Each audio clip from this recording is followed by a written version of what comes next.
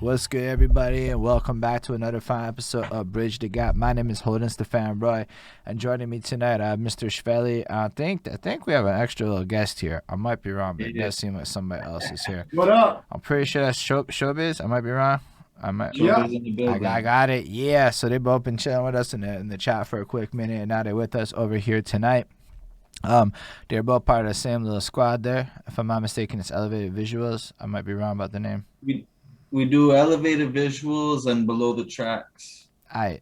Blow the Respect. tracks, man.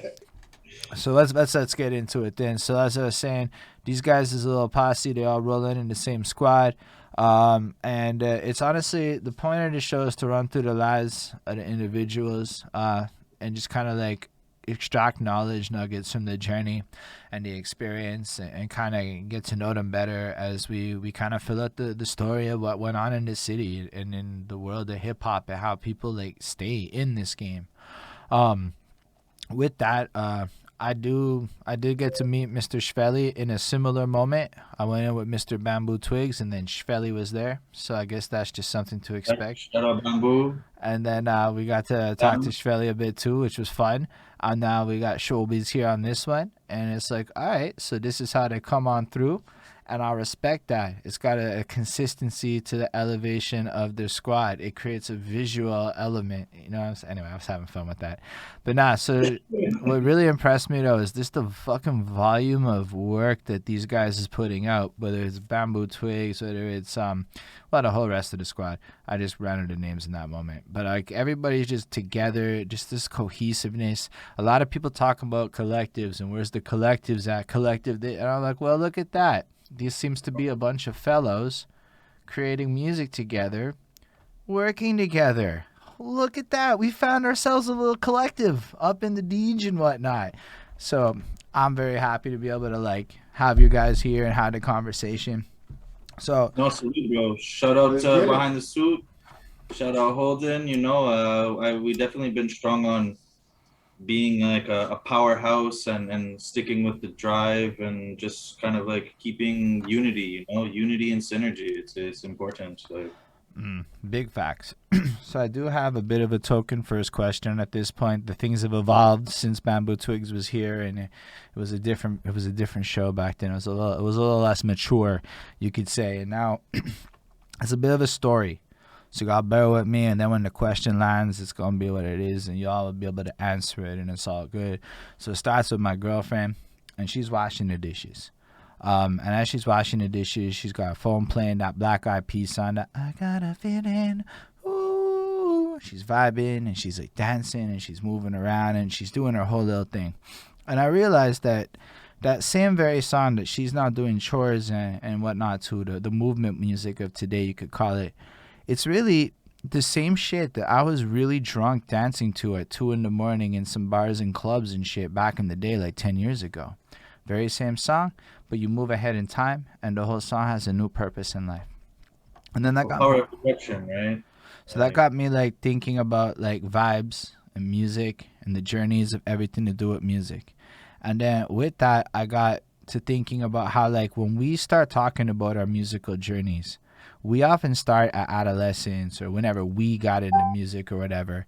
And the reality of that situation is it's not really where the story starts. Because if you think about how vibes work in music and time and all that, really it's the stuff that we started hearing when we were like super duper young. So like when you would have been like a 5-year-old Shhvelly, there would have been a whole bunch of things. Maybe your parents were playing, siblings, environments. In my case, my dad had all these tapes with those like gray boxes stacked with the speakers, and you bumped the Zeppelins and whatnot. And then when we were in the car, there'd be like Krista Berg in the daytime, but at nighttime it was Mix 96 technos. And my mom had these bad disco knockoff tapes, and all these just different sounds that would be played around my life kind of created this foundation for like the soundscape of my existence when I was young.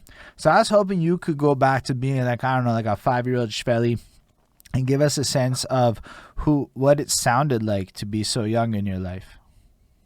I grew up off of like the Monkees and like Pink Floyd and that type of stuff. Like I had like a little like CD player in my room and shit, and like This is even before I actually like physically owned a CD. Like my parents had like Bob Marley and like a few other ones like that. I didn't really like listen to the Beatles. It was more like the Monkees and like Billy Talents, the Killers, What like were your like? Maroon So what were your 5. parents into? My parents are like very like classic alternative rock type of vibe. Like they're very like generic like clean rock people, you know. They don't really like hip hop. It wasn't like they weren't open to it yet at that time, you know. There's a certain like negative approach to it, you know. Like yeah, I had a 50 Cent CD, but I also had Outkast and like No, go Eminem. back to like being Like, five. We're five now. You're like real young. uh, You gotta go bring it back in time. You might think this is bizarre, but people fucking love this shit. Otherwise, I wouldn't drill in so hard like this. We're giving the people the behind the scenes of Shhvelly, his foundation. to be honest, I played a lot of radio stuff, so like I was just like the classical shit was really something I liked. So I were listened. you when you were that young? You were like out playing music, or was it more like people were playing music around you?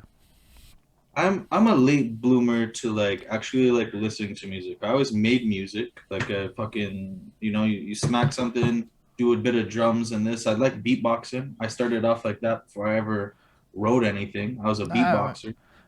we're not focused yet on you being an artist. We're focused on Okay. the environment that created the artist. So the stuff that came before the beatboxing and you being cognizant of it. Like, were you one of those little kids that would dance around and just, vibe like that? Or were you You more of could the shy? catch me to like the Backstreet Boys, like just jumping around, who let the dogs out, that type of stuff, for sure.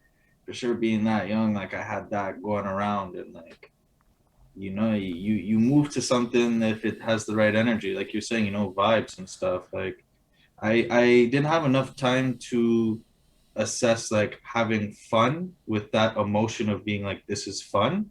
I only caught on to that a little later for music. So I had a level of like detachment in the beginning from that. Like it Mm. didn't click for me yet. No, Like I just that's listened to completely what was fair. around me. And that happens for a lot of people. But were you interested in stuff like drawing when you were young? I'm that okay, so that's it. You want to go to a young me? Yeah, do I'm it. That's what we're I'm doing. here. You could catch me at Benny Skate Park or Westmount Park for 8 hours a day skateboarding. We'd be in the alleys painting, bro, doing graph. I'm a big I love Okay, animation. I like so fucking hold on. Cause we like to go through all the elements, man. The graffiti stuff, that's mad nifty.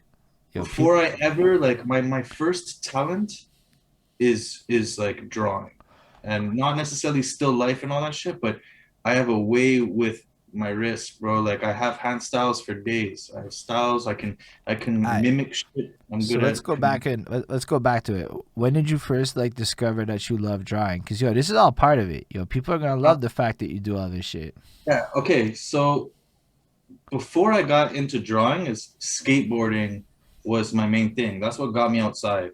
I'd be skateboarding. And from skateboarding, you at skate parks, you see graffiti all over the ramps, on the poles and shit, different colors, that type of stuff. That's what drew me in first, was the colors.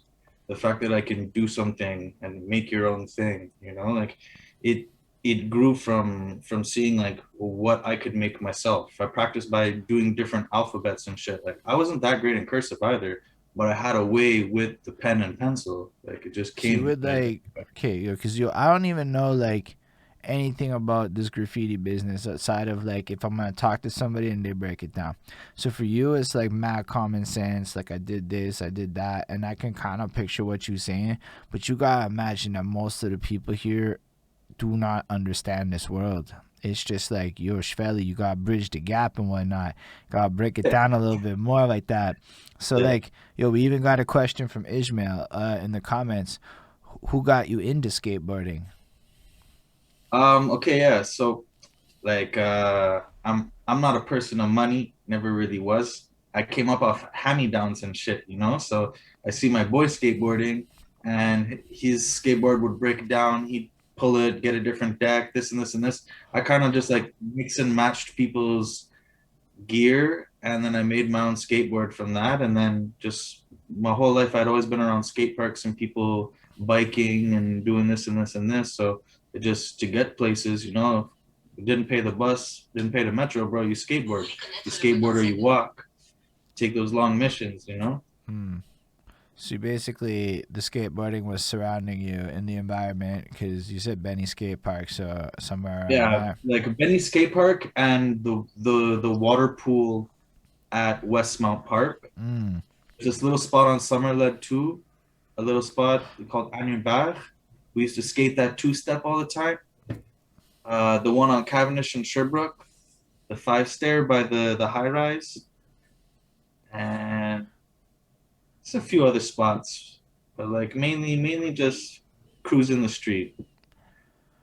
But that's cool. Like literally nobody has come on my show and talked about skateboarding before, like to this level of it. So like for you, it might not feel like it's related, but we want to learn about you and all the facets of who you are. So it's super cool to hear about. Like, were you making like shit? I gotta update this thing. No, don't worry. You can. We'll still talk. I'll fix it right now. Don't worry about it.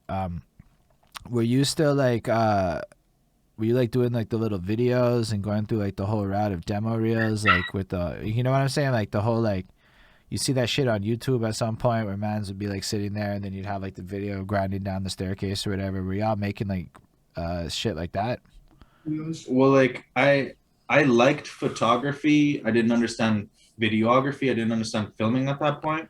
But skateboarding was the thing that got me into hearing all different types of music because you watch these skate videos, you look at, oh, where are they skateboarding, where are they going, what graffiti is this? Do I know this spot? Then you hear all these different types of songs in these backgrounds to these guys skating, and then you just kind of like pick up and make your own playlist off of that. So it's like music and skateboarding kind of went hand in hand at that point. But like, were you making those videos? Like, I mean, I know you didn't have the videography, but like, did anybody Like have I some? no, I was just always around. I was always around people taking photos and people that were filming. So you were And like, like I didn't even catch on to any of that until like maybe like 5, 6 years later. Like that was photos and videos. It's not really my thing. I was just around a lot of people that were filming, taking photos. so that was all like going on. People were really like pushing that skate scene here. Yeah, there's this guy, Charles Lemoyne. Shout out to Chaz. This guy is an NDG resident too. This dude really went hard in skating. Like this guy like picked that up off day one and then rolled with it. And he got into filming and did all that too. His brother is a great videographer as well. Shout out to Dan Lemoyne as well. This guy. NDG has a powerhouse of people, man. All different types of skills and talents, you know. And like I feel like if you really want to go somewhere, you have to do just more than just taking the photos or just filming or like it's more than that. Mm.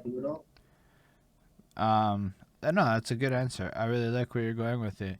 I was just, it's cool to hear that, right? Because again, I never think about the skate parks. I pass by it 1,000 times, but I never really like think about it. And then to think about the correlation between that and graffiti is also interesting because all the dudes that was into tagging back when I was in high school, a lot of people like to tag shit. That was all like the skaters. So like I never really like processed that before. Um, so how did you like migrate into graffiti? You're around it, you're seeing it, and then at some point, like, how do you literally practice this? Like, do you at home like with papers and shit, working on stuff? Like, I spent most of my time on like recess and lunch breaks and like during class, and it didn't really happen much after, but it was always during the day. You just kind of come up with like different concepts, different ideas. You take the bus, you see something, gives you an idea to try like something like with more thin lines, something sharper, something more colorful. Like there was always substance, there was like our neighborhood was filled with it already off the bat. Things had been running for like 5, 10 years. And then just seeing these guys later on, there's this graffiti shop, Sub V on Sherbrooke, right by Harvard. This is like a hidden gem for like OGs of our neighborhood. Like I would just go by there and just chill and just people would just come in numbers. Like it was just the spot to be, you know, growing up. Like these guys were all about kicks, all about music, all about style, all about graph. They like these guys were the ones, you know. That's dope. So, what's S- that to say? So you would And like then sketch this out on paper and whatnot at school and try out your practice like that before you would go elevate it, or I liked fill-ins a lot. So like right by like the end of like Lower Westmount, St. Henry Ways, underneath the highway, right by the Renault Depot or whatever there, but before LG, there used to be this building called TA, and I used to go by there just to chill. Ever before I did graffiti and learned how to draw and paint and all that shit. And this place was just like a heaven of like paint and do whatever you want kind of thing, you know? Like you go there and there's people from all over the city and people from outside of our country and out of our province that come down specifically just to hit that spot. You know, like you could spend the whole day there, barbecue, skating on the roof, fucking painting walls and all the sides, and like you just it made a lot of artists, and like people got the level of skill that they have now because of that spot. yeah, that's It's the super same as with the nifty. silos by Saint Henry Ways. You know, like a lot of people are paying that spot, but it's really been kind of like untouched by some of the greats for a long time. Whereas like TA, that was like the birthing place of like half the city and more. Like you wouldn't be a graph writer if it weren't for that spot. Yo, that is like beyond interesting. So if I understand correctly, this place does it still exist? Cause or is it gone? No, this got demolished. They demolished it. So Shit. basically, I it mean, was an abandoned place that you guys could go in. You turned it into a spot to congregate, and people basically honed their skills there, and that allowed you all to practice in an environment where there was no risk. pretty much up until people started bringing a lot more attention to it. Then you know, feds would roll through every now and then. But like for the most part, you were good. Like if you were just clean about your shit, you know, you clean up after yourself, you hit your spot, you do your shit, you go out, you know, you spend a nice little time there, and you're good. But like people like to abuse things, you know, like growing up, you know, certain alleys was the spot to kick it, you know, to roll up or just chill or like, you know, and then people kind of like toxify these spots, you know, they ruin them by overcrowding them, bringing by, leaving garbage and this and this. You know, you gotta care for what you do, you know, Yeah, you that's don't shit. twice you mentioned garbage. Is it really garbage that gets people in trouble more often than not? Like, no, it's like People are messy. it can be, but like you're leaving a trail, you know, you leave a trail of what you do, like, you know, like it's People were here. it's inevitable, but like Yo, it's it's a start. fascinating how the eco-friendly option is also the good one to not get caught. But like, yo, if I pull up somewhere, I smoke my spliff. I'm not being loud. I'm not drawing attention. But if I come, I smoke my spliff. I play my music super loud. I'm leaving my garbage and shit. Of course, you don't want me coming back. Of course, you don't Nah, want me coming back.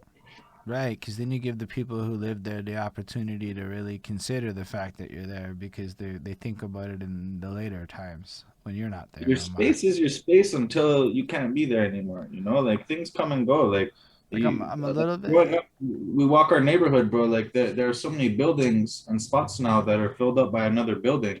Yo, You know, Yo, so that's true though. Actually, I when I was think about NDG, that's a lot has changed. like, you want to say when did TA stop? It was pretty much like a bit before the super hospital. Oh fuck, eh?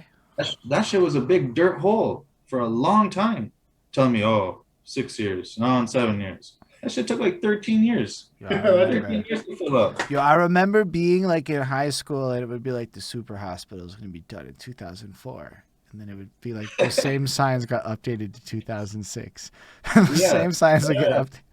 Like, yo, they have the printing for that. Don't worry. Don't worry. No, but that's like I know it sounds kind of like whatever to talk about garbage like that, but sometimes like these really obvious things appear in your face, and you're like, you know what? I'll bet like everything good in life got fucked up because motherfuckers didn't clean up after themselves.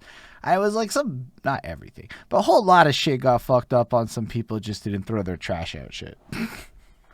No, yeah, that's it. That's really it. Like you keep clean, you be good, be true, keep clean. Like there shouldn't be an issue, you know, regardless of whatever negative shit you're doing. Like you keep clean, you should be clean everywhere you go. It's not just like a because there's no garbage, but like you know, it starts somewhere. Nah, for real. But that is a big time knowledge nugget. It was an unexpected knowledge nugget, but I fucking love it still. All right, so you basically get into that vibe. So like, man, now I'm so fascinated. Now it's like I have to go down this rabbit hole of like learning about the So graph scene and shit because it's just another part of the culture to me that is absolutely worth discussing. So thank you for yeah, sharing I all that, lived and man. breathed it. I lived and breathed graph for like a good So, nine strong years, so with like a good 2 3 years on and off. So who are like the coolest people? Like if let's say I had to pick a top five that I should be looking up to go interview one day, who would you put as like the coolest people you would think from the city? Um, like there's different scales of people. Like if like for Okay. some of the older heads, it might be harder to contact them. I'm not worried A lot of about like contacting them. Let's pretend it's hypotheticals just to give people flowers.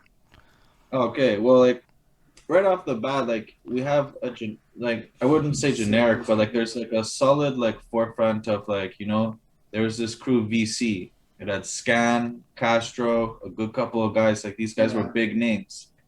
They do big shit everywhere, not little stuff. They were known for going big or going home. You know, they have that guy Jazz. He's a big NDG grapher too. This guy's been writing since time. Like he's like the prince of it all. Kid grew up and did it all. We've had like a lot of New York influence too in NDG from the graffiti scene. Like very big. More than just a graph scene. Like it's with the music, the graph, and everything. The influence definitely came from there too. But like we have some guys like Manor. This guy, he's equally like high up in Toronto and high up here too. Yeah, The guy that's Kurt. nifty. So people are like mobile with it. Yeah, and then depending what area you go to as well, you know, like like a lot of the hipster graphers, like the more different artsy type of guys was from the plateau, the East End. These guys had a wackier style, whereas like West Side was more bold, more fat, more sharp. Like the East Side played a lot more colors, more skinny, like really, you know, sometimes like a level of cleanness didn't matter because it was more like abstract or even a little bit more different. Like every every influence affected every neighborhood for what style came out from it and what they made from it. Yeah, that is like again, Bonnie just said in the chat, like that's cool. Like I never would have thought of it until you said it. Because like, again, I never even considered how to like evaluate the style of just writing like that. Like that there would even be such a commonality to it. I just see shit sometimes here and there, and I just don't look twice at it most of it because it doesn't mean a whole lot to me. A solid forefront of graffiti writers definitely came from Collège de Montréal and Face. These guys like pumped work, bro. Like they had next style art. And some of the West Island kids, they didn't have like the street context of like the hand styles and the throw ups really, which was like big flops and stuff, like rounded type of things more or less. These guys were more into pieces, more burners, kind of more technical shit. So it was cool to see like the rotation and change from who was affected from what, you know. Like there's a dude too, Morz Mars. This guy did like a little whale guy with the tusks and shit. I used to see that little design everywhere when I grew up. It only picked up to me years later. You know, you're on the bus, you're on the metro, you look at the windows, you look at the side, there's always something written, you know, like that should just like it stuck to me, you know. It was like this is gonna run forever, basically, you know, like, and that's the difference, you know, from drawing on something like with a marker on a mailbox to using a can on a wall. You don't know the life expectancy of what you're doing, right? But the risk is the same pretty much. So like, if you wanted to live and do the most with it, you choose your spots more precisely. You know, you go a little lower because you know that guy is gonna have to bend down and clean it. He doesn't want to bend down. You go a little bit higher, you climb that fence. The average Joe is not gonna want to climb the fence and buffer it out. You know, now they have those high pressure water things, but like before the game was completely different. They were still squeezing and wiping, bro. Like they didn't have you were fighting against the quality of the inks and the paints and what materials you were writing on. Like people were obviously writing on windows. It's easier to clean that. So what people started doing is writing on the floor or scratching something in a window or scratching something on the side of the bus or like these types of things. Like some artists only just play with the rock on the window. Some people had just markers. It was very, very different. But that was the thing, is that a lot of people always came in collectively. So you'd meet a crew, they all rep their crew, but every single person had a different flow for that one style variant that they all held. So it's pretty cool just to see the growth and change in all of that. Yo, that was ridiculously cool. That was an amazing segment. I'm really grateful that you chose to share that, because like again, man, that's what we're all about, is the history and the knowledge. And to be honest, it's correlated entirely to the music, but more importantly, it's a big part of your history. And you said that came first, and I'm so glad that you shared a little bit of what that's like. I mean, just Well, to I, be I like, wouldn't be where I was without having done art or graffiti. It wouldn't have made me realize like what you put in and what you can receive back from it. So it's a visual representation, right? Like you if you practice there and you practice drawing and drawing and drawing, you're going to get more and more ideas because you're getting used to drawing a certain way. So you're going to want to expand from that, like, and the difference from being able to, like, you shouldn't be ambidextrous right off the bat sometimes, right? But if you practice enough with your left hand, like I'm right-handed, but I use my left hand for enough shit too, and I didn't realize that a little later on, just seeing people who were strictly either like right hand or left hand. Now there's a big breed of people who are pretty much capable to do both things with both hands, and that's a big benefit, because you're going up, you're doing one thing with one hand. I come up with two. I'm filling 6 feet of a wall in the time that you're stuck doing two or three. It's timing. no, that's super nifty too. Again, this is just shit I never thought about, so I don't have like great crafted answers or parallels to make or wit here. Nah, this is just nifty ass information. I'm glad you're sharing with me, because I again didn't even consider ambidexterity, because I'm completely just right-handed and rolled with it my whole life. And another thing about that too is that, like, being able to read someone's handwriting, there are people like that to me when I was younger was always a cool job, like having these people like figure out a person just by their handwriting. You can do the same with graffiti. I got so good at copying exactly what was being produced by everyone else that it taught me a lot more. And then from there, I could tell if that person was right-handed or left-handed based off what they did, how the angle was, where the line went. Like, it was crazy. I Mm. broke it down to the science and the numbers. But that explains a lot of the angles on the videos. Well, yeah, that goes for filming too. That explains a know, lot. certain people have a filming style. Yes, there is a certain way to do it, but based off what weight, how you angle yourself, like everything is a factor.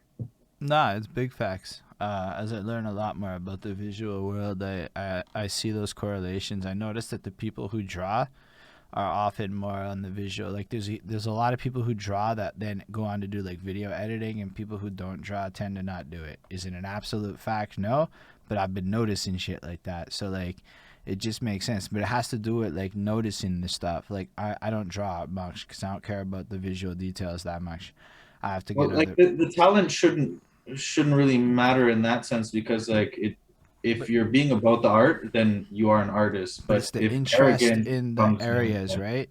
So like you're gonna notice certain things because of your visual acuity that allows you to like kind of like think about angles in a way where lack of education would prevent me from thinking about the same level of detail to the angles that you have.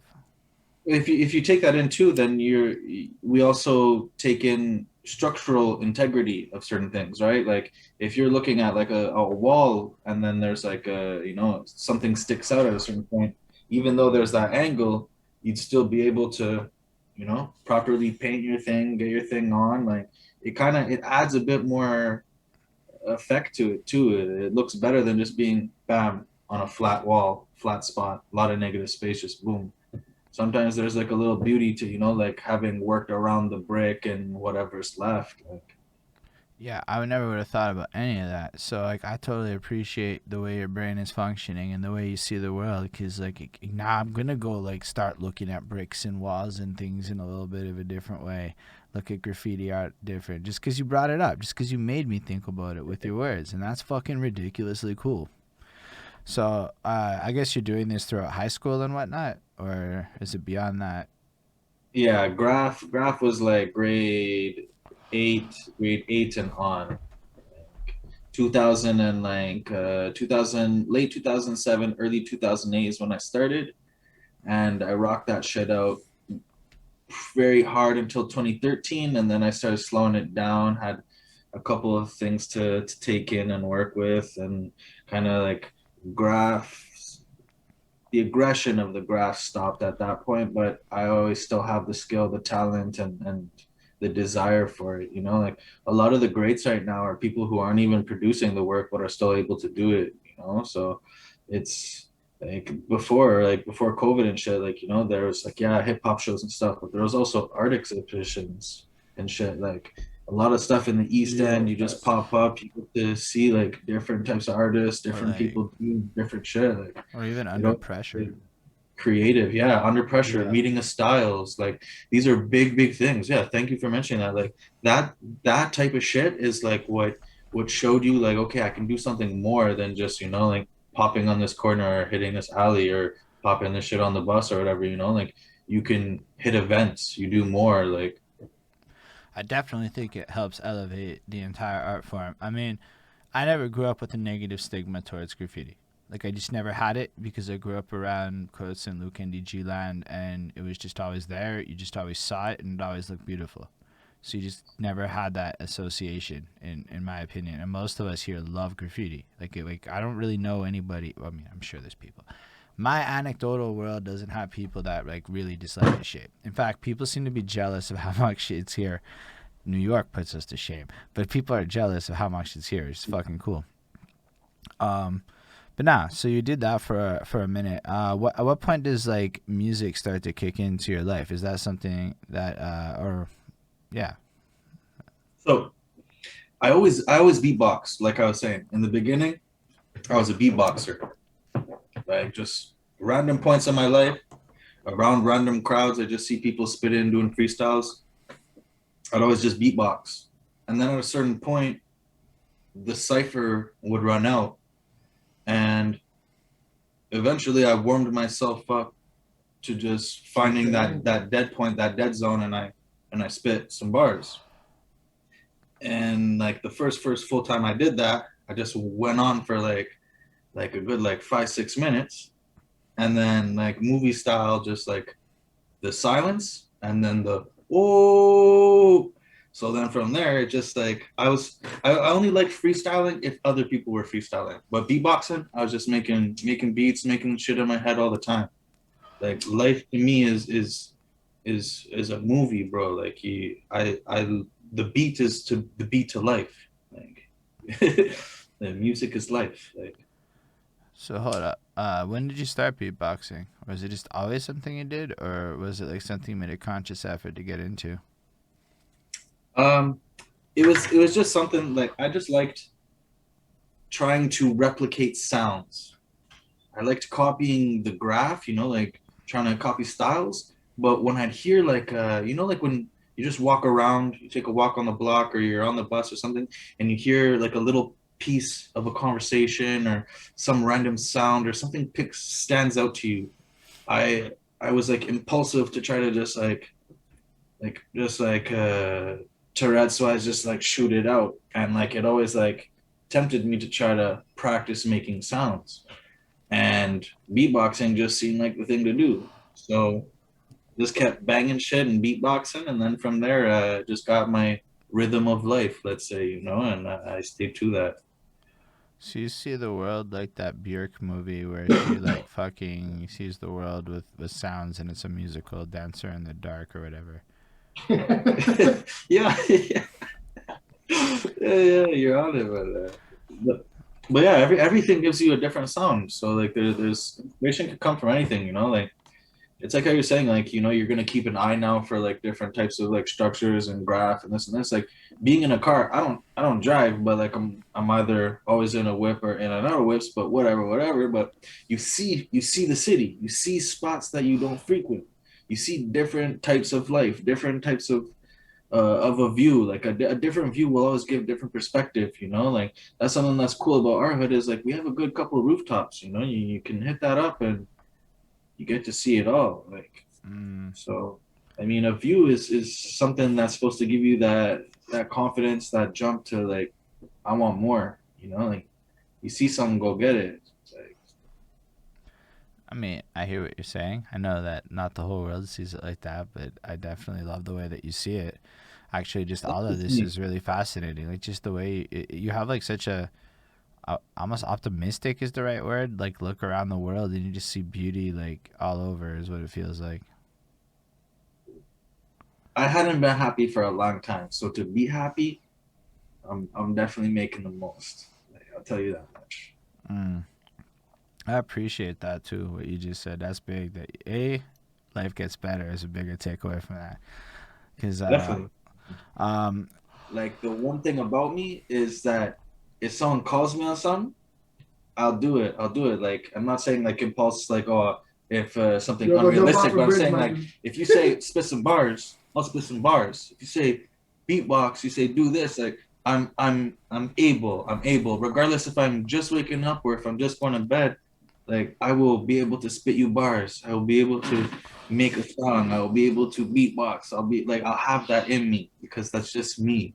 It's not an on and off switch. Some people are like, okay, I have my times. I have my times. Yeah, you get different periods of inspiration and like a different source to be able to produce and make your work. But like, I really like, I have it. My battery is not gonna end. It's I not. feel that heavy. No, I mean I really do.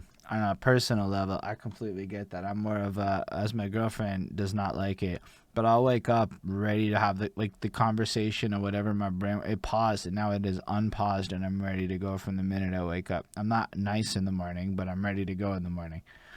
Those aren't the same things. It takes me like 2 hours to like be nice, but like I'm ready to go. And then like it's probably if I was ever going to battle rap, it should be at 6 in the morning. I'll tear somebody apart. I won't even think twice about it. Then at 9 in the morning, I'll be Yo, so sad. I'm like, why was I being mean? But at 6, I'm ready to go. But so that's really fresh though, man. The beatboxing thing is super cool. Beatboxing is like really underrated. Like, I'll be honest with you. I'll be sorry for cutting you off real quick. I have it. I've loved it. I haven't done it in a long time, but it's there in me. So I thank you for actually being like put me on the spot like, oh, beatbox right now, could you? But like I can. So it's like I never heard it. I never felt like So- pursuing it. So it Yeah. kind of like got me to a halt.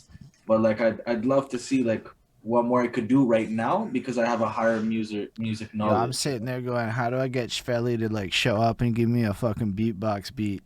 That's literally what I was thinking Yeah. at that Yo, yeah. moment. If This one you keeps have a DAW, you have a go DAW. old school I'll with 'em. record you. I swear, of course, man. Reaper, And then a $60, everyone. $60 for Reaper. Everybody can afford Reaper. I don't care. Yeah. You don't No. need. Yo, if you're a Windows user, if you're a Windows user, real shit, go get Cakewalk Band Lab.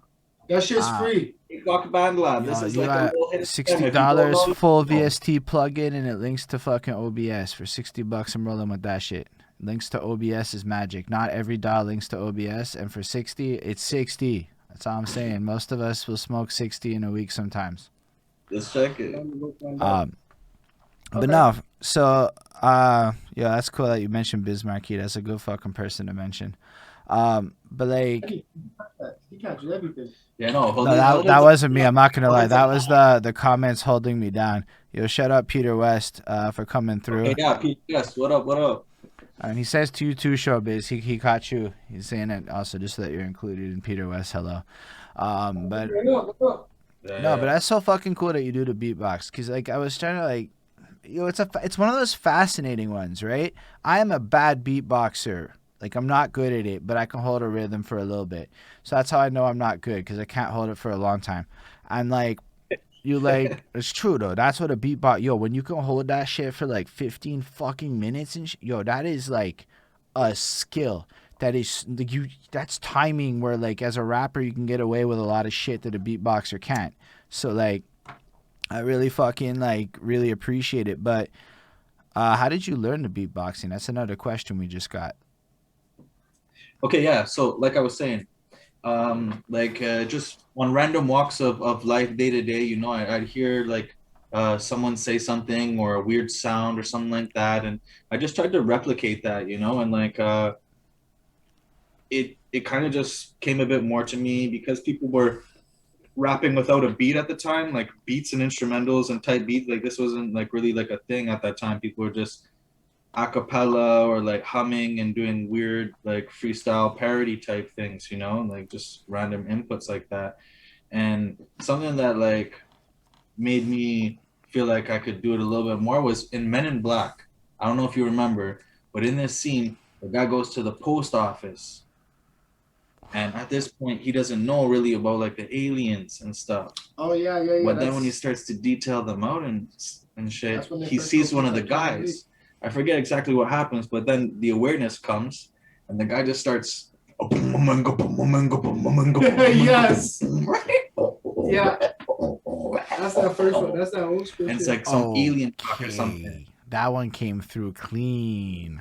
And from there, that was just like I was like, okay, this guy like we really went hardcore in it. And in high school in grade 7, I played the drums for like percussions for like 3 months. And I was like, and in that way, I was always like, okay, I like this, So the bass, the 808, the pop, the sound, like it kind of picked up to me. I didn't have words at that point, but I had a vibe and a feeling for it. And like you were saying, like I can actually go on. Like I remember at Options 2 in high school, we went to this little school competition thing, and one of the teachers had picked me to just do a beatboxing thing. And out of the 4 schools, I won. And like it was just super random and mad funny, and like nothing came from it, but like it was still cool to be like, okay, I was this year's winner for this. Like I was beatboxing, something I didn't do for a while. Like, Yeah, that's nifty. I've been like low key trying to teach myself to beatbox without help for the last decade, so I'm not good at it because I didn't get help. But that's so fucking cool to me. Believe it or not, I think you being able to beatbox proper makes you so fucking blessed. Like, I'm so glad you shared that with us because I had no fucking idea prior to this, and I'm like grateful that we all know this now. It's actually something that like no one would know that I could incorporate or work with, like it's something that I should definitely like dig a little deeper with, but Yo, I got like it. my guy Ismail said, you're a real hip hop head doing multiple elements. Yeah, Hey, so yes. that's the thing about me is Yes. that you look at me, Facts. you listen to me, it's 2 different things, like it's a little bit harder for the people to like dig out. Like I'm no one's cup of tea, I'll tell you that. But like one thing that I do have is 1,000,001 ways with the music. I have so many subgenres within every other type of sound. Like you literally play everything. you were running my catalog, right? You weren't even close to done. I like you went back a little, like there's like three years worth of stuff, but I keep the runnings. That's one thing for sure that I have, is that you look at my name, I have features off the deck. I'm constantly working with people, and I'm constantly putting out my own work and producing. So like, so you also produce? I don't, no, I'm just saying I'm producing work. Okay. Like, I just wanted to like clarify that because it's one. I got one beat from him. I got the exclusive beat from him on my track Link Up. So Shhvelly does have one beat out there. Yeah, but It's a secret. Music videos. Not anymore. Videos. I have like the turret gun. Like it does not stop. Shout out Cass City, Elevated Visuals, Elevated Records. Yeah. I linked up with him, but we'll get into that. Yeah, we will. Dude, I'm loving this. This is cool. This is what the show is, actually. That's all I gotta say. You're doing it. You're killing it. You're bridging the gap. I definitely will bridge this gap. So basically, we're what, in like the 2000s to early 2010s at this point with the graffiti and the so beatboxing. we're in 2008, 2009, 2010. just at this point, I was not even like weed was like a okay here, smoke a 1 2 split whatever, but life didn't even get deep and dark at that point. It was just proactive. A lot was going on. There's a lot of people doing different things. The graph was taking a little bit of a turn with the street life as well, but school stuff was kind of coming to a close. I was hitting Dawson at that point.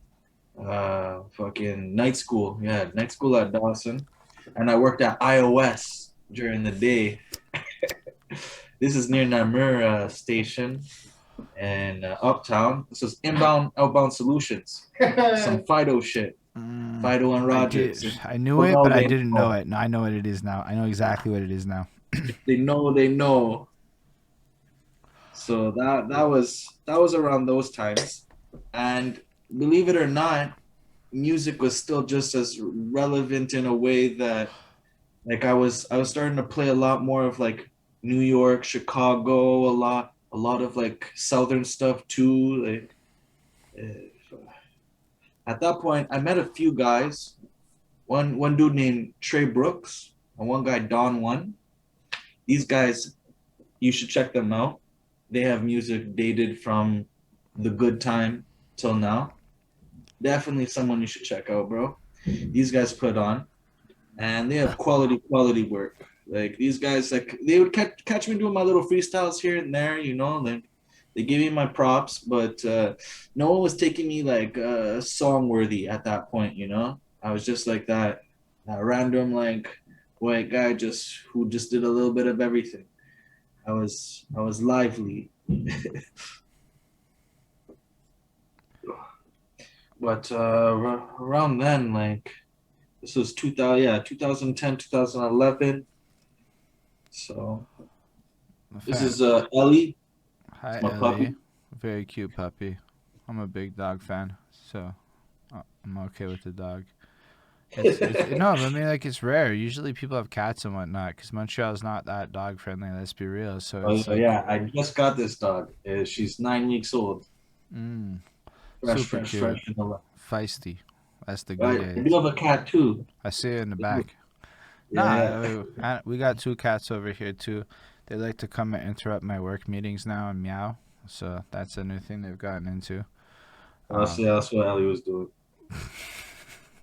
But yeah. Okay. Sorry. So So you're in what was that? 2012, and you're basically some dudes have you're freestyling. They give you your props, but you Okay. weren't Yeah. getting So at song this point, worthy. I was seeing a lot more like because YouTube was just starting to kind of be a thing at that point. Right, People were dropping a few videos, like you've heard, Elon Ski, Michael Jacobs, Lab Noise, right. um, fucking like these guys were filming and doing a little bit of everything. Uh, Grew up off of that Flea, Bliggity, Boy Blue type of stuff. The obviously I Blast, and RBR and all that. Even Young Jedi, a few of these guys. Like there's always music and stuff around the hoods, and it kind of like it was just inevitable. Everything kind of tied in more and more as everything kind of matured. Yo, it's nifty because I grew up in the same place. I went through like a lot of stuff that had me not being involved in any of this, and I didn't know any of this happened. Yo, yeah. I To be went honest, to like, hold on. I went to Wager, and I didn't know any of this happened. I didn't even well, How know. did you not? no, What? but do you remember when Wager got sent to Westmount and then the other Yo, batch I of them was went in sent the to last grad class of Wager, so I remember it because I graduated in '05, and then there was no '06. So it's a very vivid time of my yeah. memory. Yo, we had to deal with those like at those times when Wager got put into Westmont and all that stuff. Like, yo, you have to watch out which metro where you were at. If you had your white headphone dog, like the iPhone around those times, like everything was very different. You could get caught up at any metro, anywhere, wearing the wrong color, chilling with the wrong person, like shit like that. Yeah, I went to Wager, and I was in, like nothing, none of it. Like I went there, and I was just the white dude at Wager, so it went away from me. It was a little weird. It was an experience. I Um, mean, the life you lead is the life that you're around, right? You know, so I like was so. definitely in some like super Christian phases because of my dad and whatnot. So it was like just completely the opposite like experience, right? I went to Oh yeah, yeah. cadets. I went to church up until like 14, 15. So I was in cadets from like, so I was in Westmount a lot, going to the cadet stuff. So that was my whole teenage years, was locked up in like cadet related activities for real. Like I went camping a lot. I left I the did city a scouts lot. until Ventures. Yo, I there's did that. scouts here. We were just talking about scouts and shit. I Yeah, didn't even yo, realize there was. scouts was a big thing. Yeah, you want to like childhood up until like 17. Yeah. Okay. Okay. Yo, But Yo, yeah, yo, y'all thanks for have a coming good one. through. We as we appreciate it. hit Enjoy the rest road. of the night. Yo, Yeah, yo, appreciate you. scouts. Yo, Like shit. Showbiz is gonna have one in the future. Trust. We already talked about it. It's gonna be a real thing that happens. Yeah. Yo, happy birthday Look to at him you, too, nice man. body Yo, work. happy birthday, Showbiz. I stopped checking the Facebook birthday thing. Yeah, My bad. Respect, respect. Anyway, y'all have a good yeah. day. Take it easy, brother. Have a good night. um. Yeah, no, honestly, I Yeah. didn't even realize like how long this. I know it's gonna sound corny, but me and my girlfriend were just talking about scouts, and I was like, I never did scouts, so this is the regular conversations I have in my life. So, like, what is it like to go through scouts? Honestly, my mom put me in that shit so that I could get out of the city as much as possible. It was so that we could do a little something more, you know. Like I liked scouts because you were out in nature, you were outside, you were doing something, you were keeping busy, you know. Regardless if it's like learning a knot or doing this activity or whatever, whatever. Like you were always doing something constructive, you know. Like it was good ways, bro. Like Yeah, I really felt it that way taught us about cooking, canoeing. it taught us being proper, you know. Like it gives you structure, like it gives you ways to become a person, you know. You have an option of being like, okay, I can be structured to a certain point while still be able to being myself, you know. Actually, yeah, I really get that. I got that same like experience with cadets to the teenage years because they teach you a bunch of shit. You gotta like do a bunch of structure, routines, the marchings, but like the uniforms. You don't even understand why you're ironing a uniform when you're like 16. I can tell you that much. And then you realize it's the habit and the disciplines. And I don't know. It's cool to think about. Like, but I didn't even know you went till it goes till 17, or is that like you're a scout leader? But like I kind of, yeah, that was ventures. That's like the last thing you can do before becoming like a counselor or like the head leader or whatever and all that. But like I rocked it the long way with my boy PJ from childhood. We did a lot of cool things, you know. You go kayaking, you do canoes and shit, like, you know, learn forest fires and shit. Like you do some good stuff. That's cool. Honestly, I like that shit too. I got to do canoeing and kayak. Well, not canoeing. Canoeing scared the shit out of me because they tipped. But kayaking, I did through like church youth groups and shit. And I was fucking mad blessed Yeah, because I went to a sorry for cutting off there. I went to a Christian camp called Camp King Cora. They have like a few different programs down there and stuff. It was like Christian forward and shit. But these guys, like, I learned the tea rescue, did a lot of fishing and stuff. Like that was some good times, you know. I got the Christian camp circuit a bit too. I went to this Camp Livingston or something. Because, yo, my family's like I heard of welfares that. and shit, right? So, like, we didn't come from like nice. We came from maybe not that. Like, we were on like fucking, what is it, Cranbrook over by like Edinburgh and shit. That's where like I was growing up on that side of things. So Okay. like yeah, but we didn't have a lot of money and whatnot. So my parents found these different opportunities to like get us out of the city to like give us whatever they could that like other people were doing that we could get involved in that would like let me have cool experiences like that. So I really empathize heavy with everything that you're saying here. Well, like that's the thing is like, you know, sometimes when you grow up, bro, you don't have many options. Like, you know, if your parents can't get you into sports or if you're not like doing this or if you don't have like your social insurance number for a job or if you're already not like doing street shit, then you know, like camping and like doing that type of stuff like is it's a very good option, you know, like you meet different people, like it's at that point like it's really it pushes the awareness for focus, you know, because me growing up, bro, I had no focus. I was aimless. You know, if I had someone kind of like directing me a little bit more, I would have been more structured and more mature at a different pace. But because of that, you only figure out this shit now. You're late bloomer.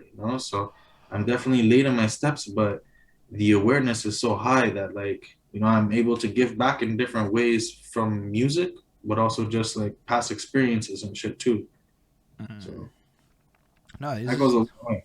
it's really cool because, like I said, everyone's story is actually interesting to me. Like everybody's just lived like stuff. Like plus it was all here, NDG, which is black. Yeah. Well, you said 5 years in Uptown at some part of one of your songs, if I'm not Yeah, yeah, mistaken. yeah, yeah. Respect for the quote. But I did do 5 years uptown, and that was a little bit more serious in some ways. But DG was always the heart and the heart and the roots. No, fair enough. So let's say you're around 2012 then, and you're Okay, at yeah. this point. Is this when you become like songworthy in the eyes of people? So 2K13 kind of pulling a halt on graph, slowing down there, still drawing, still heavy into drawing, still doing a few things, but not really putting myself out like that. I had a couple of guys that I put on at that point. They're still putting in work, still repping, and like I had taken a turn. I stopped going to school. I stopped working, and I started playing the block a little bit, and that kind of brought me a different mentality and introduced me to different people, and it kind of took me away from a lot. So it took me away from my family too. I had like big absent point periods where I drop off the face of the earth like that for a long time, and then I just pop back up. Like it's a bad quality to have, but like it's it saved me at some points. But like sometimes you need a break away to have a bit of clarity. And at that point, like I had a lot of people around me, a lot of people like doing shit. Like I didn't really have time to focus. Like I was saying, focus is a big thing. Like I kind of just had to deal with what was happening at the time with the option or two options that I had at that point in period. Like and it was 24/7. It was not daytime is daytime, nighttime is nighttime. It was just 24/7 for like a good a good year and a half, like at in one spot. And even like I don't know how deep I can go, As so long as you don't incriminate anything, I don't really mind what you say. Just be mindful that this is live to an audience, and we don't want yeah, to have snitching. We don't want to be DJ no, it's true. Vlad. But if you're saying something for the sake of education or purposefulness, I don't mind what you say in terms of that. Well, I won't too into that, but But there's I don't want to be there's a known reason as why I spent 5 years outside, so you did like some stuff. Did some stuff yeah, is as deep as anybody needs to know as far as specifics go. yeah. You did some That's stuff. and that's what happened. So like from there, I learned a lot. I regrouped, and like I just took a different build, right? Because like at that point, like I wasn't known so much for the music. I was very red zone, hot known for me, and like I didn't have enough time to really soak it in and feel out my options. Like I was saying, time was just moving forward. So like I moved too quickly for myself, and it definitely taught me a lot. So for the next 5 years to follow, this is now coming to a turn at like 2014, 2015. I was settled, well settled in the uptown. I regulated the hustle, was still keeping good. I I was not working, had no focus like that, but I was still keeping in tune with the local artists. I was watching a lot of like 1-6 Gym and like and some of those guys like T Times. Shout out T Times too. You should look this guy up. He's a hardworking artist. This guy's been doing shit since time. I mean, these guys was just like the motivation of being like they're doing this. I didn't have the ability to kind of like structure myself to writing yet. That didn't come at all to me. Like my buddy Kayvon, he spent some time down in the States, and I went to high school and elementary school with him, and he's from NDG too. So everybody's kind of tied in at that point. So this dude comes back, and then he actually taught me how to write a 16. Like, Yo, what he taught can me you tell us? Okay, tell everybody how to write a 16. well, like from what he showed me, like the structure of how he showed me was you can follow your each bar. Obviously, the bar is 16 bars, right? But every rhyme is two lines, two slots, two rhyming words. That was like the base one for his 16. So that I just tried to follow because I like doing hooks all the time. So I just double up those or make them fours and eights. But from there, from the 16s, I just took that regular pace. But before I ever did that, sorry, I'm gonna move back. I actually used to write like random little like one-liners on Facebook all the time. And at one point when Facebook memory started popping up, I clicked the copy and paste on some of my rhymes. So for my first song ever, it was just a bunch of screenshots of a bunch of random rhymes that I put together, and I wrote them all out on a piece of paper, and I formulated two songs, two 3 minute, 4 minute songs worth of just bars. And then from there, he taught me how to write a 16. I realized I was like, yo, I need structure. I need to know what I'm doing. Like freestyling came more easily for me, whereas writing was really my difficult thing. Like writing for me is a fuzzy matter in my head, whereas freestyling, I just feel like I can do whatever. Yo, I feel like it's the complete opposite for me. I'm not even gonna lie to you. Like, I have problems writing. do you read do you read a lot? I read as much as I can, but don't read enough. I don't know. I was obsessed with reading and writing when I was younger. I always liked to write poetries and shit in high school. I was like the opposite route. I didn't do the freestyling thing much. I did the poetry thing, and I wrote and I wrote and I wrote and I wrote, and it was always writing. And then yeah, even my like day job is writing. I write all the time. Like it's basically one of the things that I can get paid to do as a hustle now. And it's like the freestyling thing. You don't like, dude. I have to practice this at least 10 to 20 minutes a day, every day, and I've been doing it for about 2 years now, and that's why I'm okay at it now. But it's like I had to put so much work into learning how to freestyle. Well, like it depends what like what motivation you have to freestyle, right? Some people just have pain right away and they can do that one time, or other people can build off different things for their inspiration. I Like, feel like which would, there's like a boldness to it. So like with writing, you can like find the right words to express exactly what you mean. And not because I've always been worried. I always cared about a lot of things that maybe other people don't care about. So even with freestyling, by myself in the shower is one level. In front of people, it's not the same level no more.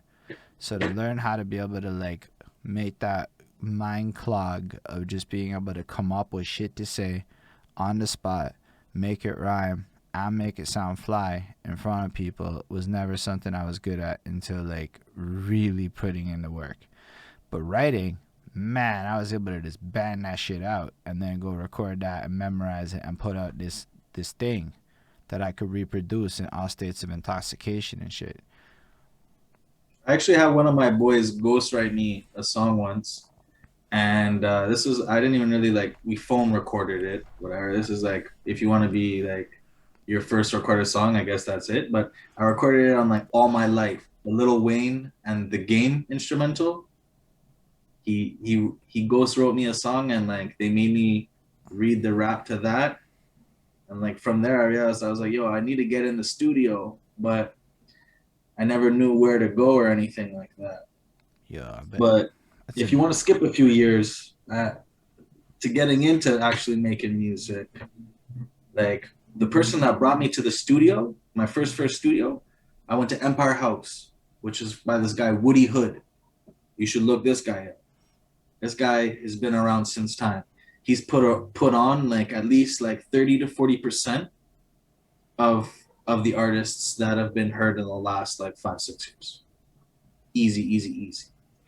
Empire House was like a very, very, very big part of me. Like I used to just go to this dude. It was out in Iberville, Metro, far, far east side. The first person that brought me there was this guy, J Moss. I don't know. You should check that guy out. He's not really on right now, but like he did have a catalog. So I mean, he's a talented individual. Regardless, he does his thing, you know. But that's someone you should look into as well. These are all different dudes, different sounds, different types like that. He brought me to the studio, and the engineer at the time was a buddy of my younger brother's.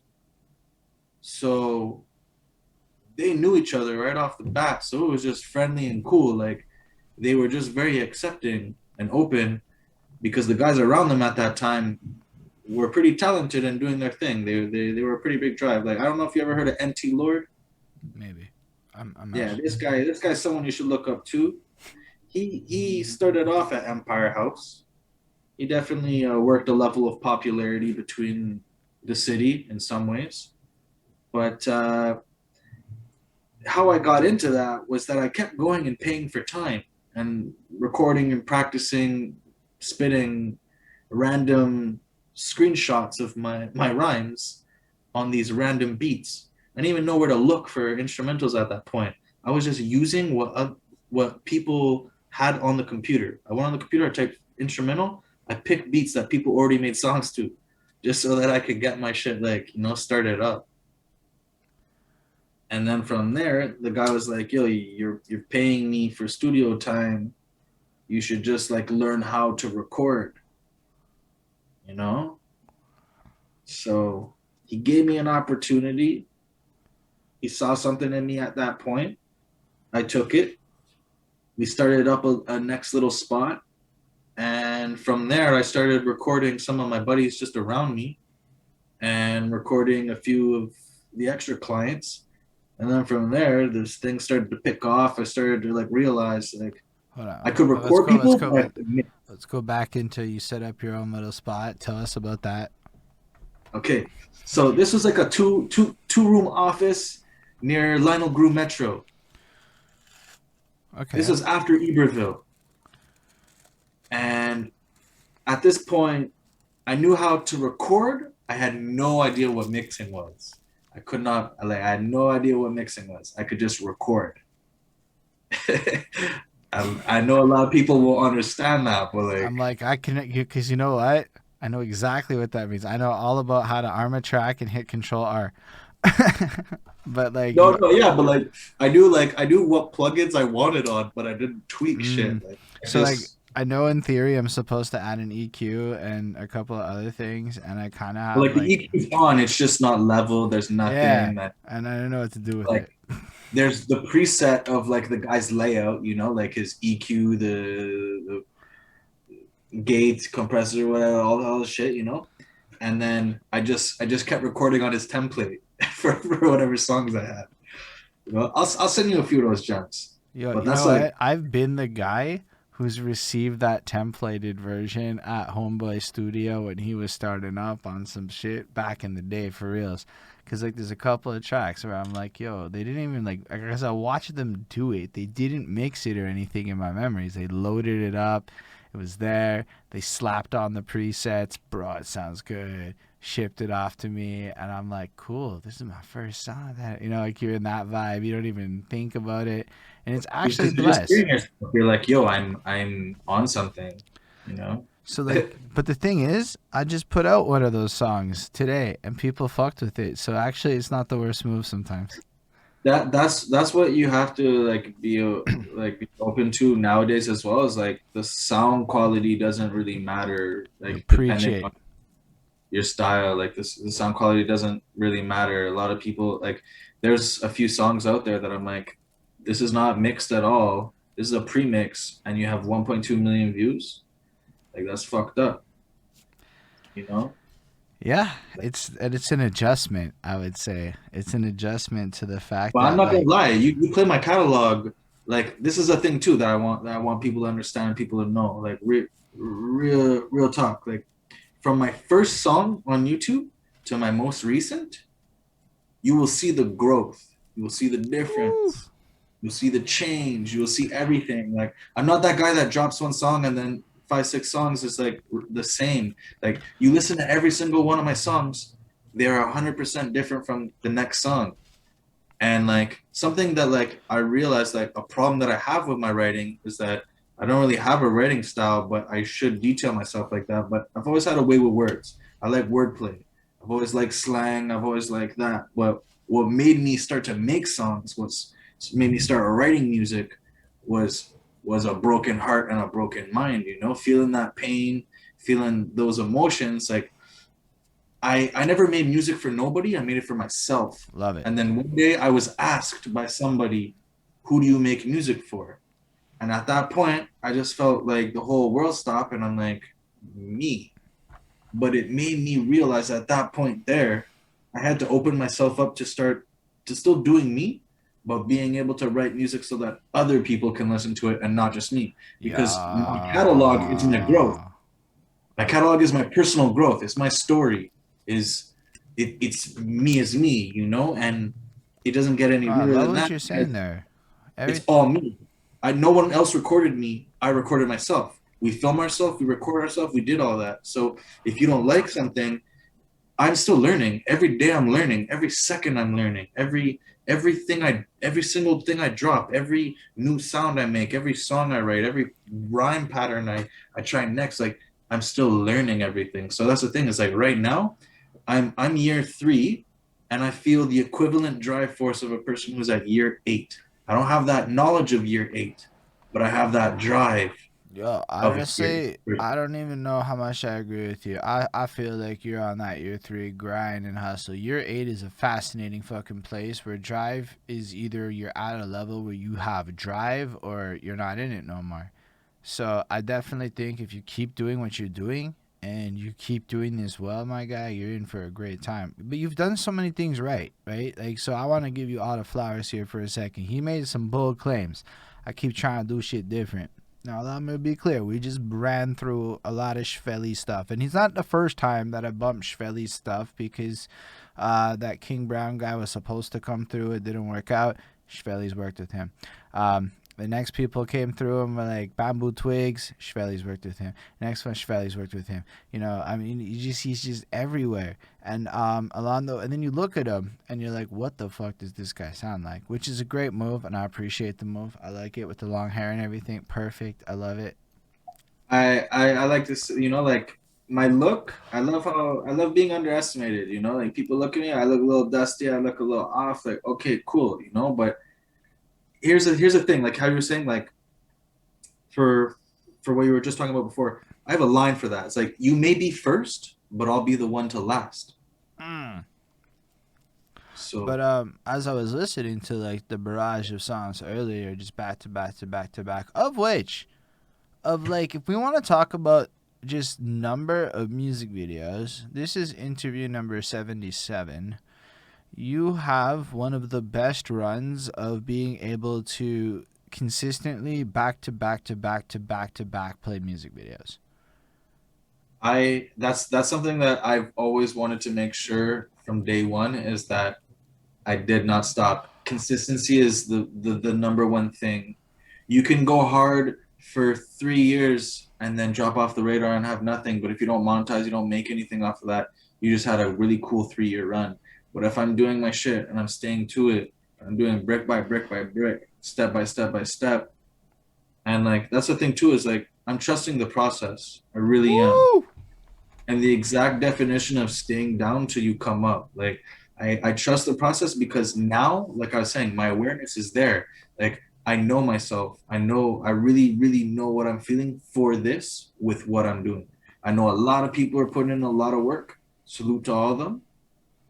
A lot of people have different we're all at different levels. We all have a different pedigree. So for the dudes that are at that times 1,000 right now, that they're holding it down, you know, we need these people to be putting in that work so that the rest of us can catch up in our own element while still doing our own thing, you know. Everyone can eat the right way. Yeah, that's a big one. I like what you're saying though. A lot of people need the awareness of the relative factors that everybody's on a different journey, and that while somebody may be in a position to do certain things, other people may be on their way there. And it's just a matter of when in time. Kind of like that story about musics and vibes and time. You're just at the place and time where you're at. But no, I like the fact that y'all move as a unit. in a sense. Y'all work together, y'all talk together, y'all really live up to a bigger standard like that. And It's so important. It that really part where it's so you work with other people so cohesively is the biggest thing that made me pay more attention to you than other people I might pay attention to. Just on a, I'm gonna keep tabs on Shhvelly. Is your music like my go-to vibe? No, but I can tell you something. I was dancing and moving around a lot more than I was expecting to. I I'm realized. the beat. I'm picky and unique with the beat. A lot of people say I pick nice beats. But it's So even your flow. Like you have sauce. You do a lot of things I don't do personally, I but like well you that's it. do a I lot of things experiment a well. lot. Like you said, Experiment a lot. hooks. You really Yeah. liked hooks. You're a hook guy, and I could hear it in the way that you make your songs. It's almost like you write rock music in this shit and then apply some sauce to it. It is a lot of how I feel in your structure and your delivery and Oh, your presence. I wanna go back to something you had said. I'm a talker. I'm a, when it comes to making music, when it comes to the beat, I really feel like I'm not done perfecting my talk so that it's affected the writing style for people to be open to it or more understanding to it, you know, like how you said, like, is it my go-to vibe? I'm not, I haven't made that let's go to that vibe yet, you know. Well, I'm I still mean, like focused I on know a lot of hitting the people. corners, and I'm still trying to kind of like balance out, like, am I ready? Will I take that step? You know, like I have to keep with what I'm doing to be able to advance at the rate that I can, you know, like you tread the water until you can.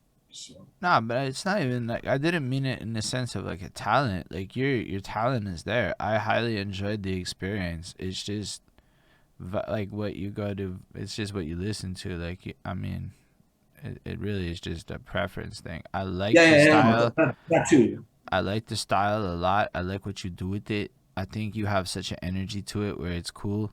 But yo, like if you go watch my Bamboo Twigs interview, I'm basically going, I'm learning to like melodic trap while I'm talking to him. So like I'm still Uh, like on this journey of it being like, yo, it would have been like even a year ago, I would have been like, I don't know if I want to listen to that just on the first listen. But now I'm listening to it and I'm like, yo, he's doing some little tricks over there.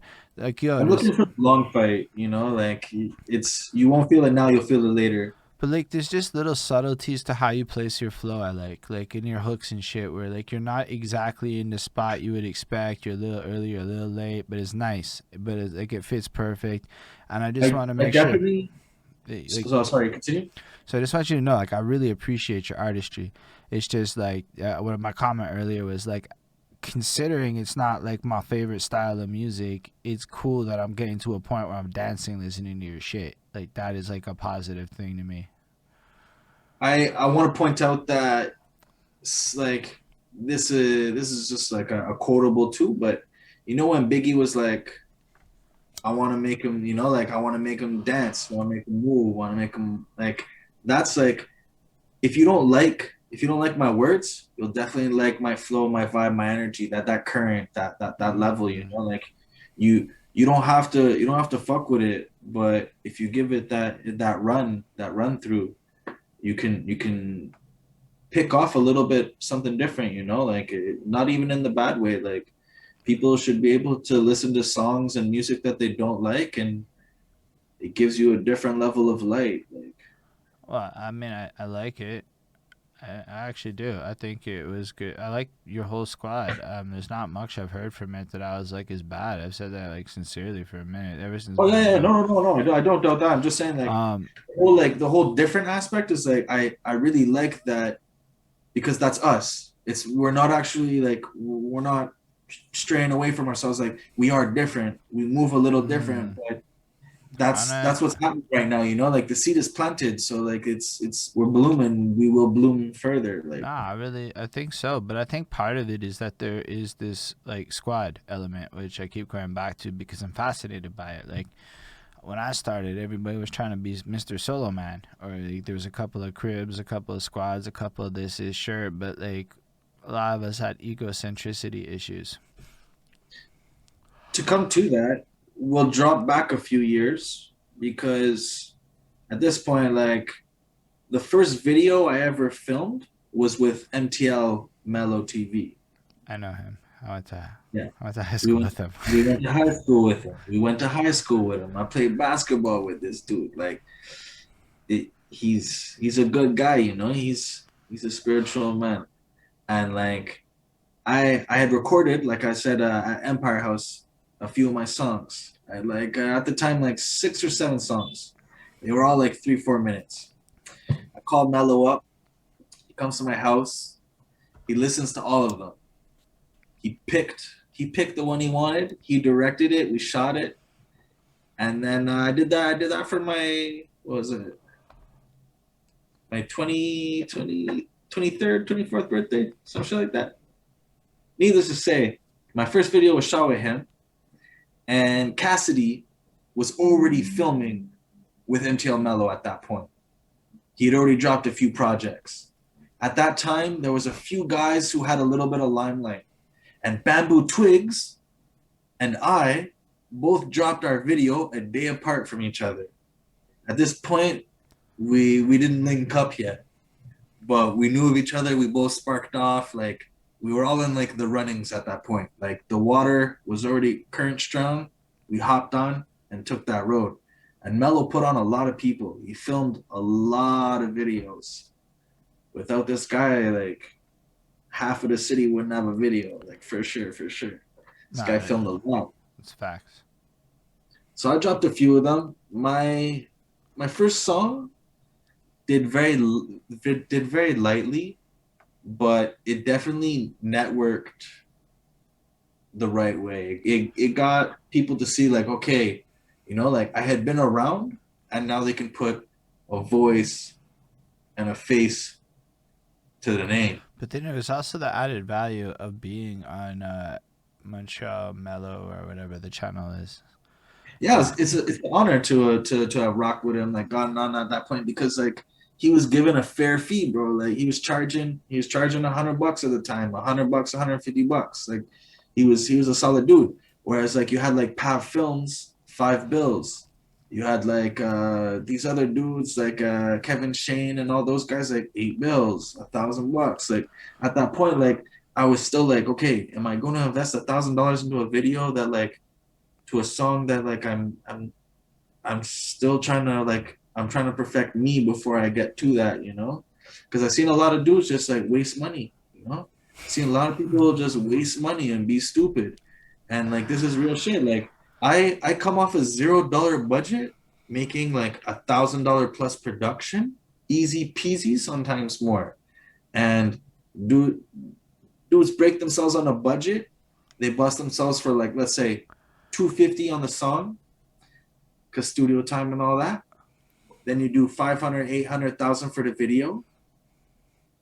They put no promo. They don't do promo. They just spend all that money and they're like, I'm gonna get super rich and famous. Like, it doesn't work like that. You know, it doesn't work like that. There are hundreds, you and the rest of them, darling. Hundreds and hundreds of people are constantly putting out music.